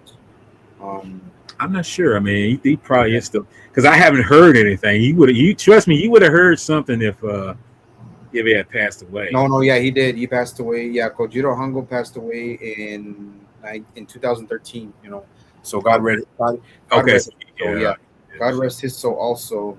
And he was also a pretty legit actor, and he's also got a really big resume himself, man. He's got the demon of Mount Oi and the Whale God, Satan's Yes. Sword, Buddha, Gamera versus Barugon, Return of Daijin. Oh, he was in Gamera versus Gauss, Okay. So that's what. Yeah. Yeah, he's Gamera like, versus Varas. Yeah, man. So he's got a pretty good. Oh, Gamera. He was in Gamera Garden in the Universe, but he was in the beginning of the movie. okay. So Yeah, he's he much was. He was the. I think the admiral in the ship in the beginning of that movie. okay. And yeah, man. But you say, well, God rest both their souls. Kojiro Hongo and Kyoko Inami and a lot of the other ones. Even Koji Fujiyama, who played Onodera. Those. See, this movie is like it's just like all the other Godzilla movies, man. Before we wrap it up, Yeah. like these movies are awesome, and you have to be a fan of the genre. You have to really like these films, man. And I don't think a lot of these films don't. They'll always be historical and they'll have a legacy, but it's like you know they don't like there's a lot of movies out there that I think it's the fans and the people that keep them alive. It's people like me and you who still watch them, who own them, who say, you know what, I'm feeling like a kaiju film. Let's put on Gamera versus Barugon, just to reminisce and stuff like that. I think it's also the fans. It's not only I don't think it's just communities. I mean, of course, Godzilla community and G Fest and all the other conventions who honor these films and movies. But I think it's also like with the fans, like just me, like a normal person like me and you who just really love these films, and it doesn't have to be glorified. It doesn't have to be Yeah. glorified to be relevant, if that makes sense. No, that makes sense. I mean, that totally makes sense. It's like, why does it have to be like it's like a spectacle? I mean, the movie is itself is a spectacle, but it doesn't have to be like such a like over advertised, over saturated. I was like, you ain't got to do all that. It's like let it play for itself and let the people who watch it, the audience watch it, let them decide how it should be. I mean, I mean, look, I'll just say this now. I kind of did a review for the recent Mandalorian Grogu film, and all I'll say is this: if you ever watch the shows, and I'm just saying this, I mean, it's up to the individual who watches the film.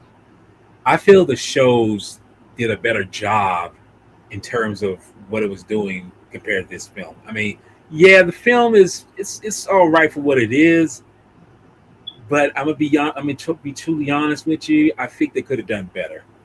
And that, like I say, and like I say, I maybe if someone told me if I had gone into it with a mindset of like it's just more of a 5 part, you know, episode show movie, then it wouldn't been so much of a not so much a letdown, or just more of a I expected more.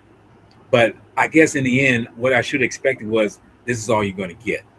And I think that's what the thing about we have to realize. Like when you over saturate, over glorify something, which Hollywood tends to do, this is what's going to happen. And like these films here, they were never really over glorified. They were just put out there, and they stood on their own merits. And from this point on, it's like, yeah, I mean, it's touch and go. You just don't know what's going to land or what's going to fly. You don't know what's going to crash or what's going to burn. You just know that it's there. And who no one knew if Godzilla was going to be anything like we see now 70 years later.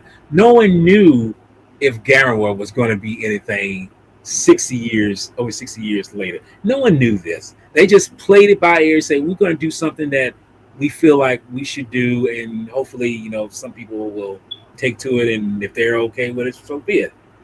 But the end result is it's not up to them to make it, oversaturated. It's up to us as just like say ordinary fans and people who are part of the fandom who love this stuff to justify if it should have that longevity. I mean, it's the longevity is the people who enjoy this stuff. That's what it boils down to. But again, like I say, I kind of get over passionate about this, but I feel it needs to be said because some people don't really put that much energy into talking about it. And this film here, again, is one of those films that I feel like needs to be watched in terms of like it's really stylized and the way it's done and the way it's projected and the way it's really giving you something that it's not forced down your throat. I mean, yeah, there's some typical tropes in the film. That's a given, but it's done well and it's unique because it has unique kaiju's in it. And I feel like that's something you have to remind yourself of. But yeah, like I say again, it's just kind of my take on it and how I feel about it. Because I got a whole of what I want to say about it. But it's up to the individual, though. As I like to say. No, yeah, no. I mean, I see. I don't even go and watch movies, man, anymore. Like the new movies, I haven't watched them. If they happen to be on Prime when they drop or when they whatever or they're on rent, like I'll do it. Like I'll do that. Like I'll wait. I really don't go. I don't have any drives to go because there's nothing really that I like. Maybe there's Demon Slayer that it's an anime, but they'll put it on theaters for a certain amount of time. I'll probably go watch that. But right. As far as like it's not the movies, man. Like we talk about this all the time. Everybody who knows who we are, our channel is like the movies are shit now, man. Modern movies are just garbage. They're garbage, man. I'm not saying that if I watch Mandalorian and Grogu, whatever, maybe I might have a different take on it, but I still don't. It'll never be like the original Star Wars, A New Hope, Empire, Return of the Jedi, or even the prequels, man. Like I'm not a big fan of the first two. Like I did like some of the newer CGI for Phantom Menace, and but I think to me the weakest one was with Attack of the Clones. But when it got good for me, even though people didn't say what got good for me, see, it wasn't good for people back then, but as the time went on, the years passed, the Revenge of the Sith became probably the best of all of them. And people gave Hayden Christensen so much shit when he first began. They thought he wasn't good for it. Now when they watch it, now we got to bring him back. Oh, we got to bring him back. Like we got to, like they all know how good it is now. Like the way he played it. He was, to me, at that time played the role of being consumed by the what do you call it? By the dark side.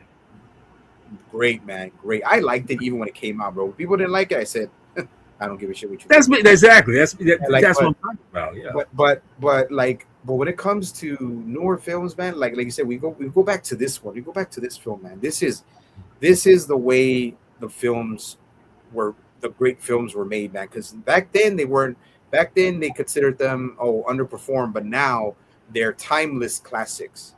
You know what I'm saying? And can you really say that like about a lot of these newer ones that even came out in the 2010s, man? There's a lot of good ones, but there's also some that once 2020 hit, man, it's been a lot more miss than hit, a lot more miss than hit. And it's like and they have all this money, they blow all this money, they get pissed off. Oh, it didn't perform to the way we wanted. Well, I mean, go back in history, go back to how they did it. Go back to how they did it with passion, with grit, with hard work, with respecting the craft. No, there's no respect for the craft, man. The CGI is not respecting the craft. CGI to me is just how AI is being used, and that's just being lazy.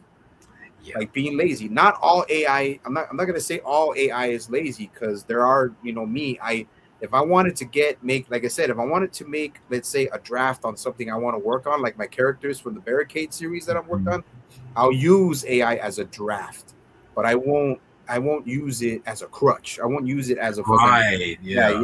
yeah. You know what I'm saying? But I'm not a big fan of AI. But it's like, if you want to get lazy, that's how Hollywood is lazy, But I saw freaking when I saw Blade Runner 2049. Holy shit, bro! Yeah. I'm like, why can't they make them like that? Stuff Like like that. Yeah. that. That is good fucking movies. But like I said, it's rare that they have a film that comes out like that, that's modern. I'm pretty sure Oppenheimer, you saw it. That I heard that's a good film, and it's That's a good film too. Yes. too. And then I just saw Interstellar, bro. I saw Interstellar, which came out in 2014. I was like, shit, like. But see, you got the big backers doing that shit. You got the big, fucking Christopher Nolan, and then Ridley Scott was an executive producer on the original. Director from the first Blade Runner was I forgot who directed the 2049, but He bro, directed the recent Dune films. I mean, Dine, I can't pronounce his last name, but he's the one who directed that, and he, like I say, did an awesome job to make those. but why is it? But my brother, but why is it so like? It's a small percentage of good films being made. Let's say take 50, no, take 25 films made in a year, and it's only 5 of them that are worth watching. Well, you kind of broke it down before. You said it's like it's that passion, that love, because I when you look at a film that really does a job well by not by what it's being shown or what's being what's going on as far as the characters, the story, and where that story's going with, and what's the underlying result of that. Mhm. All these films that we see coming out today are more of just of a cash grab. Films like Blade Runner 2049 was not a cash grab. I mean, yeah, you can say it had good spectacle. I mean, it had good visuals, but it was telling a good story. It had a very interesting character in here. We have all these things coming to combine itself to make something that you want to watch, and it's like nowadays y'all trying to force all this down our throats, and this is one of the reasons why when I watch, and like I say, the only films I've watched, so I say this year at least, I've only seen 2 films, and that's the lowest I've ever seen. And it's about to be June. Usually, if it's a slow roll, I might just say maybe 10 films a year. But this shows how bad it's gotten, because last year I didn't see too many films. I think I seen it's like 11 films. In an average before 2020, I would see like maybe 20, 25, maybe more films in a year in the theater now. Yeah. But that tells you how much especially Hollywood, how much they have let go, excuse me, how much they have let go of what makes a movie or film. They forget, they say, fuck the characters, fuck the story. Let's just give them pure spectacle.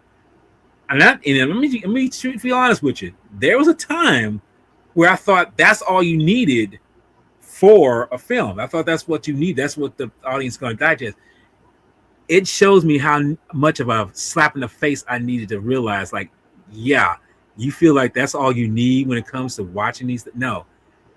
When you watch the original New Hope, which is called Star Wars, at the time, I was only 7, but amazingly, when you watch that, even for a 7-year-old, yeah, you're getting great spectacle. But where does this spectacle go with? How are the characters designed to take you from A mark all the way to the Z mark? And films like this with Gamera versus Barugon, where is it going to take you from this end of the spectrum to the next one? And this is why I say Hollywood is, like I say, it's a unlike some of the things in Japan or even Western Eastern world, it's a dying beast. I'm sorry to say, but in the end, I can say that now because as I've gotten older, it's not generating the kind of storylines or the character strong storyline that you want to watch. And sadly, it's yeah. I told somebody. I think I told you too. I feel like give this industry give it another 5 years, maybe more. It's gonna die a horrible death, and it's dying slowly more and more as we speak, because it's nobody, no, you only got a few handful of people who's really dedicated to the craft and not to the spectacle. But the end result, man, is that it's a sad occurrence, unfortunately. But you know what? I'm at the point where it doesn't really matter, and the reason why I say it doesn't matter because, like so many things we've seen growing up and watching and observing, we realized that it had its good run. It had its moment in the sun. Yeah. And like anything that's had its moments, it's like something else has got to take over. And maybe that's the whole reason why I don't feel too much of pain about it anymore, because it's run its course. I realized looking back, you used to have lots of drive-ins back in the day, even during the time when I was a kid. But then its lucrative market, dried up and left the scene. But we still have movies, to be watching everything in the theater. Now the same thing is happening to theater marquees because everything is not what it was, because Hollywood is not doing what it's supposed to do, which is entertain the people that is supposed to be entertaining, and making everything so political, so this and that. And it's like, okay, did you miss the part where you're supposed to entertain the people that you're making these films for? I mean, because when you don't do that, people ain't gonna give a shit about watching something on the screen when they can watch it on social media or just on the news. I mean, they see that shit every day in everyday life. They don't want to see that crap. They don't want to have that, that kind of message. But if anything, go back to the way they do back then. Tell a moral message, tell it with interesting characters, tell it as a good strong line story, and go from there. But again, as I say, again, I'm just rambling here, but that's what happens when I get passionate about something I'm talking about. This is the reason why the films of Hollywood today are slowly dying.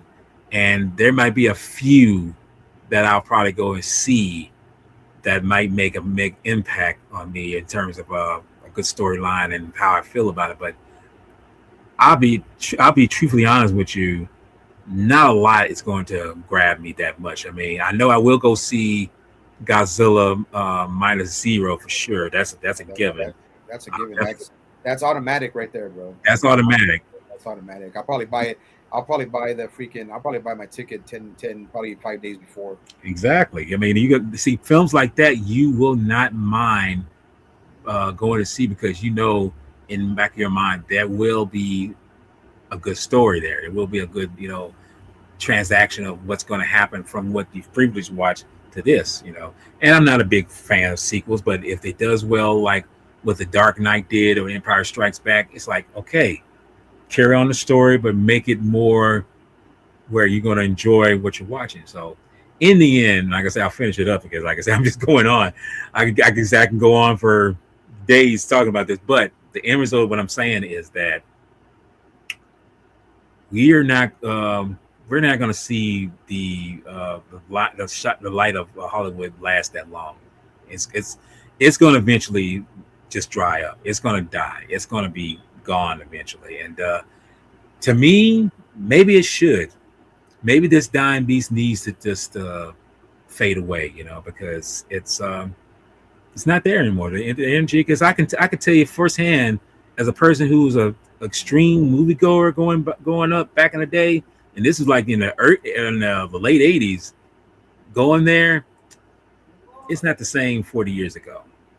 So, and this film still stands the test of time, but yeah, like I say, it's only these films that I feel like it's the go back tos of now, because these modern films ain't it. So Yeah. No, I agree, bro. Like I said, so we can wrap it up, because that's me and Walter can go on. We'd have to do a whole other video on that, man. exactly right, exactly. Yeah, like and me, it's like, unfortunately, because of my conditions and everything, like I would try to keep it at 2 hours, maybe 2.5 now. But yeah, but it's also because of the memory, and I like to have my discussions on 1080p, man, instead of 720. But yeah, man. But guys, so. Everyone who was watching, man, that was our review and our discussion on the classic, the awesome Gamera versus Barugon 1966, aka War of the Monsters. And yeah, man, it's always amazing, and it is therapeutic to talk about, especially with it is. One of my oldest friends from the Godzilla community or the Kaiju community. And like I said, guys, Walter, my brother, you got anything lined up, man, on your channel, or anything else going on before we wrap? Yeah, I got some. In fact, I got something coming up tonight. I'm going to be on Olvin's channel, and we're going to be discussing with a couple other people, talking about 1985's Cat's Eye. That's a pretty good film. And we got to do that one, man. We got to meet you, bro, because that's classic, bro. That is. That is my childhood, man. When that cat gets that freaking little fucker, bro. Oh, I know. That's good shit, bro. Like, motherfucker, why are you stealing the souls in the air of freaking children? What's wrong with you, man? Right, but no. Well, like I say, you brought up a childhood favorite, And that was a series, right? Or was that a movie? That was from a series, wasn't it? No, it was for the series. That was a movie that came out in '85. It came out. No, because why did it seem like a series? But yeah, Cat's Eye. Well, because it's an anthology movie. That's probably why it was like 3 main stories that you saw. Yes, there we go. But I get it. It's still available on DVD, right? Like I think it. Well, I know it's on streaming for sure. You have to rent it. I'll look it up. But go ahead. But like I say, on my channel, like I say, next week, I'm going to be. In fact, it's going to be on that Sunday. Was that Sunday? Yeah. Me and Mr. Cameron Lamb, we're going to be talking about Executive Decision. That Kirk Russell and Steven Seagal film. And that next Sunday. Fuck Steven Seagal. I know. That's why I say we're. Fuck that guy. Because we already know what happens with him in that film, but also that next Sunday, on the 14th, is something that was it 14th? Yeah, the 14th. You will be joining up with me talking about a classic. It's a total classic. Runaway with Tom Selleck and Gene Simmons. Mm-hmm. Yes. Gene Simmons, man, bro, he tried, man, but the only good thing about him in that movie was the way he died. That's it. Right. He died. Yeah. He put that kiss. What do you call it? He put that kiss voice, that scream, really, really, really deep into that. Yeah, he's like, when he's getting freaking stuck by them motherfucking spiders, bro. Oh, dude, I got that. I'm excited for that one, bro. That's that. I think you could kind of class that as cyberpunk. Yeah, you can, because it's not set. I mean, it's set into the future, but not the decent. It's not dystopian. It's not too dystopian, but it's still exactly. It's kind of. It's got little bits and pieces of cyberpunk, but yeah, bro. I'm a cyberpunk freak, bro. So, and it's like I said, and it still falls into the '80s motif and everything. So it's like exactly. Yeah, the way he dies, though, bro. It's Gene Simmons, bro. The way you die is the best part of the movie for me, bro. But your acting sucked, bro. Yeah. Well, look, and truth be told, yes, his acting is not. Yeah, it's not Oscar worthy. So you already know. Yeah, but I'm excited for that one, bro. I'm excited. But cool. But other than that, that's pretty much what all I got for coming up. And like I say, June is going to be pretty decent, as far as like I say, I'm supposed to be doing this and this, but like I say, it's that I'm gonna like I say the month after I'm gonna be preparing to go to G Fest, but I'm trying to take it slow because I want to try to get these things in before going because I want to have some fun with that. But yeah, that's something you got to look forward to because we're going to be talking about that, and like I say, try to do it like you say in a 2 hour span because of your situation because I don't want Oh, you.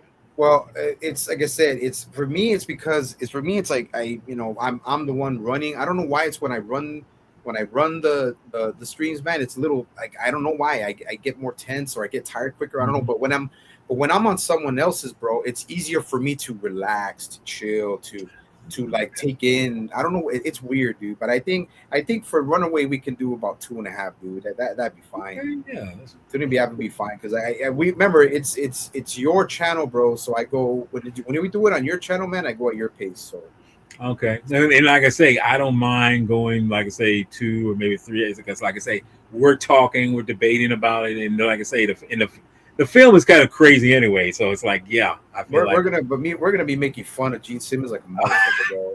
we get.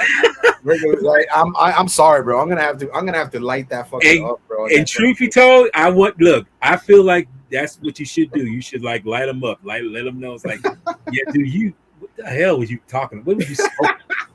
Shit, you know. but I'm hyped for that one, but man, but that's all you got before you get. And then you got Yeah, that's all I got for right now. Yeah, but for that too, man, have fun at G Fest, man. But now that people are watching, unfortunately, I'm not gonna be able to go, man. I just I'm not impressed. I'm not impressed with the lineup of the guests. Maybe they might come up with a last minute, golden egg, but Maybe. it's also because I've already done it. I've already all of my friends, all the friends that I know that are gonna go, man. Hey, dude, yeah, enjoy yourselves, have a good time, Walter. Enjoy it, man. There's a lot of other things. There's a lot of shit to do in Chicago, bro. So it's not just us, dude. But unfortunately, I'm not gonna be able to go, and I wanted to meet up with my friend, my good family friend who I've known for almost 20 years, and that's Rob Zilligan. And but unfortunately, I'm not gonna be able to make it. I gotta save money. My condition makes it harder for me to travel longer distances and stay longer. And I still got some appointments to get checked out. I'm gonna start new medications, so but I think I need a break. I've been traveling. Walter, you know this, dude. I've been traveling since 2021, bro, and already did did San Diego twice. Visit my sister in Dallas. Went to Chicago. Went to Japan, Tokyo, Japan, bro. So I'm saying this, and I'm saying this with the utmost humility and with no cockiness, man. But I've already hit the top of the mountain as far as the Godzilla genre, and man, it was a great journey adventure, man. That I've already done it and I feel accomplished. I feel great about it. This was gonna be my last G Fest anyway, and but like I said, I can always talk with you. And the other guys, Alzilla, um, Nenad, and all the other people I have that are my friends in the community. With between us, man. Even though we're a part of the community, we're still tight knit to ourselves. So Yeah. so it's like and it's for me that everybody who's gonna go, man, have a blast, enjoy yourselves, man, have fun.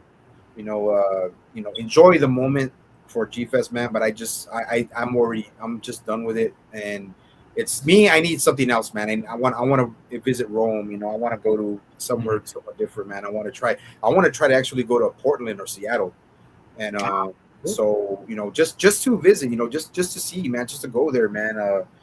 As far as like going to Seattle to remember the Seattle rock scene of grunge and Nirvana, Pearl Jam, Soundgarden, Screaming Trees, Sonic Youth, all that great stuff, man. But I just think for me, as far as the Godzilla genre, man, I think I've already hit that mark already. But besides that, man, what I got coming up, I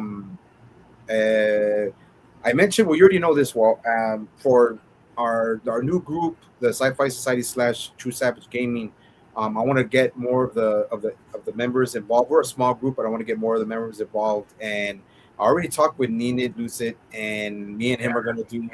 Me and him are gonna do probably on the 13th. We're gonna be doing episode 3, Star Wars episode 3, Revenge of the Sith. And the reason why I'm bypassing Phantom Menace and Attack the Clones, because I wasn't really into those two films. It was just third, episode 3 that really got me, man. And we're still gonna talk about. We're gonna add the some of the elements of Phantom Menace and Attack of the Clones into that one, but we're gonna take it as is, and then we're gonna continue to A New Hope, Empire, and Return of the Jedi. And I already that's the and you know what? Now you say that, it's like that's the reason why we're not going to be able to make it to there, because I was going to do something that Saturday, which was Outland. Yeah, that's what it was. That Sean Connery joined. That's what that's what it was. I forgot. I know something I can remember and stuff, but that's what it was. Yeah, Outland. But I did tell Nina that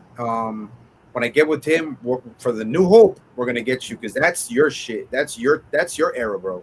So, so I told him that once we get to A New Hope, that's where I'm gonna get Walt and Nina to have you guys on that one. Maybe I could try to ask D to get on that one, but yeah, because that's your guys' shit, bro. That's your guys' era. That was my general. Yeah, I was gonna say that was my time zone. Yeah, so I know definitely I'm gonna have to get you on A New Hope and Nina. So we'll talk. Probably that one probably won't be till late July, if you're available late July.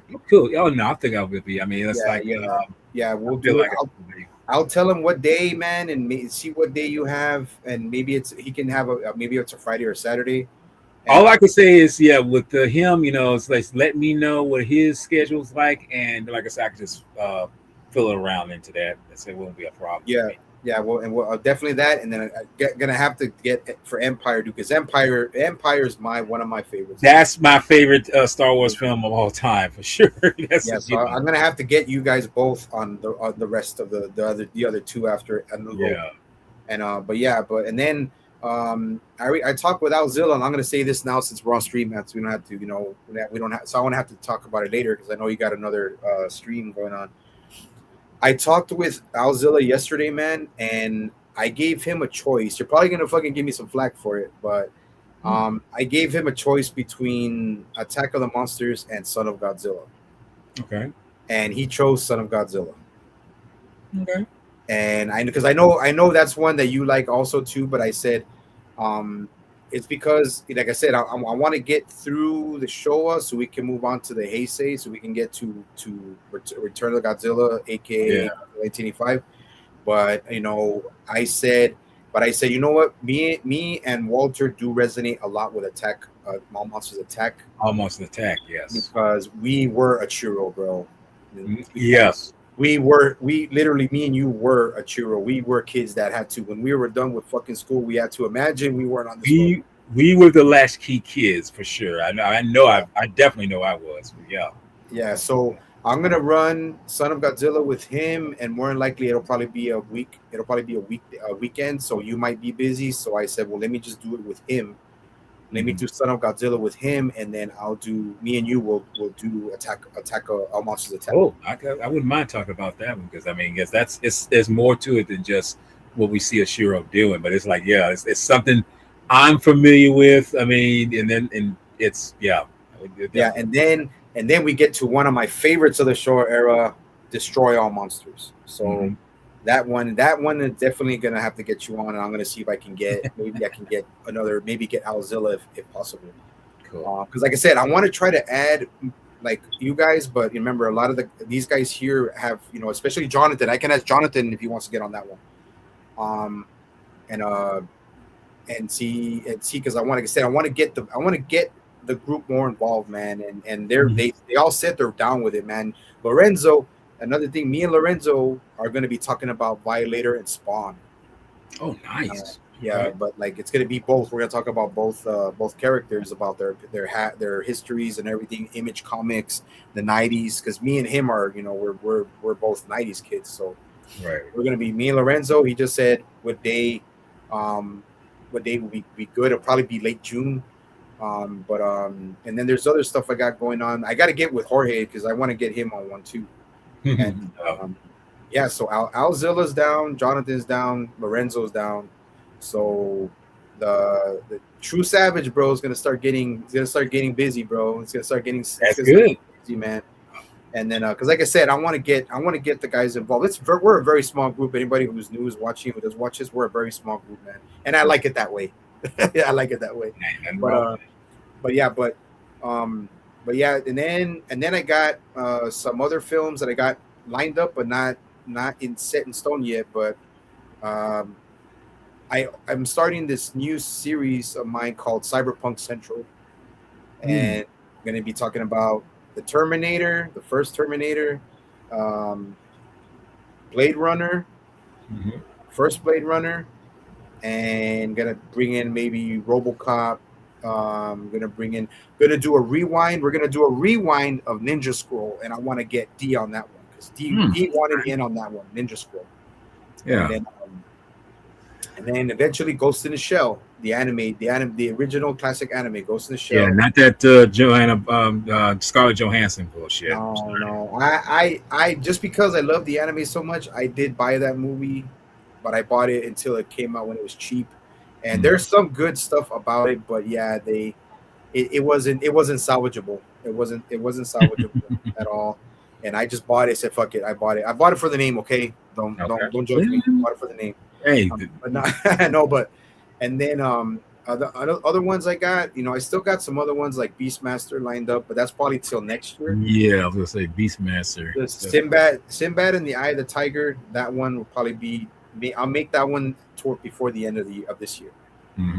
But yeah, those are the ones I got coming up. And me and Robzilla, and I'll see if I can get you on too, man. We're gonna talk about -1.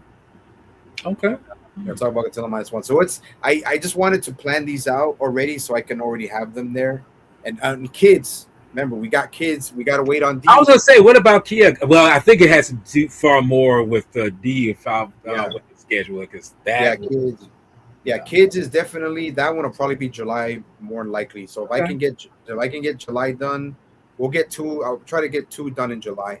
And but yeah, kids, we got to do that one, bro. Make sure to watch it, bro. Make sure that whenever you get a chance, watch it. Yeah, I was gonna say I gotta watch. Exactly. I would say buy it, dude, because I don't think you want to waste the money of if it's close to the same price. If you're renting it, I would say just buy it because I think you're gonna see the raw grittiness of damn. This shit was nice. This was the way it was in the 90s, and it was. Wow. And I would just say if you like to, if you decide to, man. But I would say, like I say, it depends how I'm feeling. But who knows? It might happen. But I mean, I would just say so you don't waste as much money because I'm just saying because I don't like. There was some movies that are for $7.99 to rent, and it's only $14.99 to buy. Like fuck, dude, I'm buying 3/4 of it. I'm paying three quarters of it to rent it. I might as well just fucking buy it. Right. So it's like. But anyways, that one, and then we got kids. We gotta wait on D on that one. But that one, I'm hyped for, man. But I those so far, I might be forgetting a few because there's a lot of shit I got thinking out. But yeah, man. But we got those and coming up, and then we'll eventually get to Mechagodzilla and the end of the Showa era, and then starting with the Heisei era. But so far with that, that's all I got. That's all we got. Everybody who was watching, man, brother. Jedi, Granville, my brother, it's always a pleasure and a privilege to to have these discussions, man, video discussions. And you guys already know when me and Walt talk about the movies we love, man, we get into it, man. Just no more 5-hour stints, bro. Our asses are. We've done that. Yeah, like I say, I think we was a little younger. We can handle it, but like that's passé now. but everybody who was watching, my brother, thank you, man. Thank you for joining me on this, man. We got some work coming. Runaway. I'm hyped for Runaway. And then I'll let you know we can. And please bring your gay game for that one now. I mean, dude, Gene Simmons, I'm gonna be shitting on him all fucking night that time, bro. but everyone who was watching, man, thank you all for watching, man. I'm a small channel, so I just love doing this with the brothers, man. That's my thing. I'm not trying to get likes. I'm not trying to get freaking subscribers, man. It's all about the people who I bring on here. Real shit. Real freaking talk, real fucking people, man. And everyone who was watching, we are the Sci-Fi Society, and we are out. We all hope you all have a good weekend. Got 2 more coming up this weekend also. I'll make sure to upload them when I can. So everyone, thank you. We always keep it fucking raw. We always keep it fucking real. True Savage, and we are out. Boom.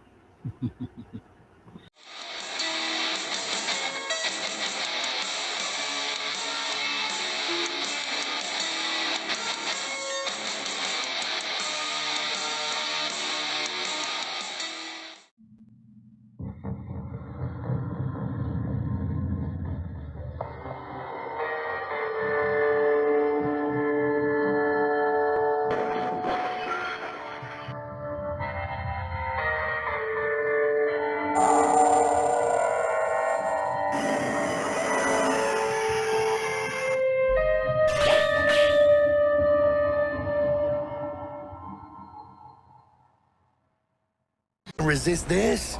Am I right? Sure, Jack. Whatever you say.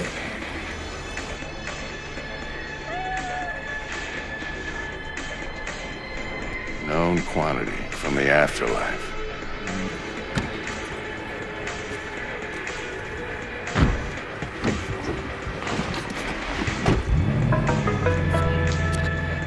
So let do. What's it gonna One be? more fucking word. Stay out of this. I don't know you. And I don't know you, which means you're worth shit around here and capable of even less.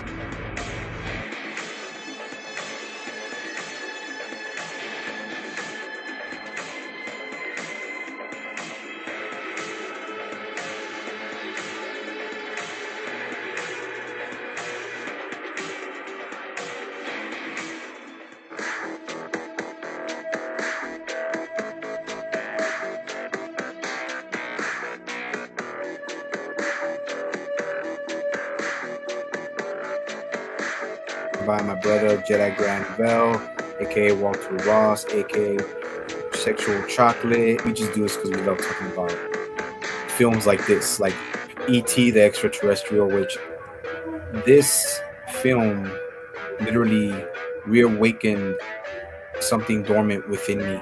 And after watching it, especially after 20 years, like it literally had such an emotional impact and brought back such deep feelings of nostalgia.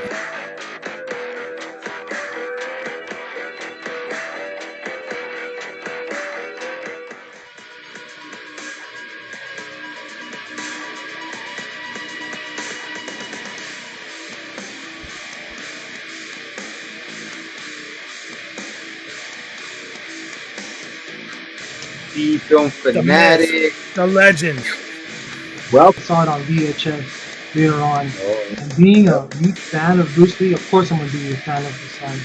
And I was just waiting for him to, jump on that stardom.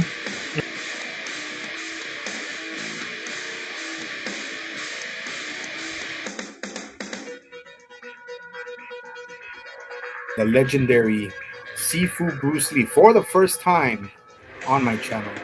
Yeah, everything that this individual does, man, is just iconic. What he created, is Jeet Kune Do. I didn't originally see his films until like the late 80s. Bruce Lee was so iconic even after his untimely, passing.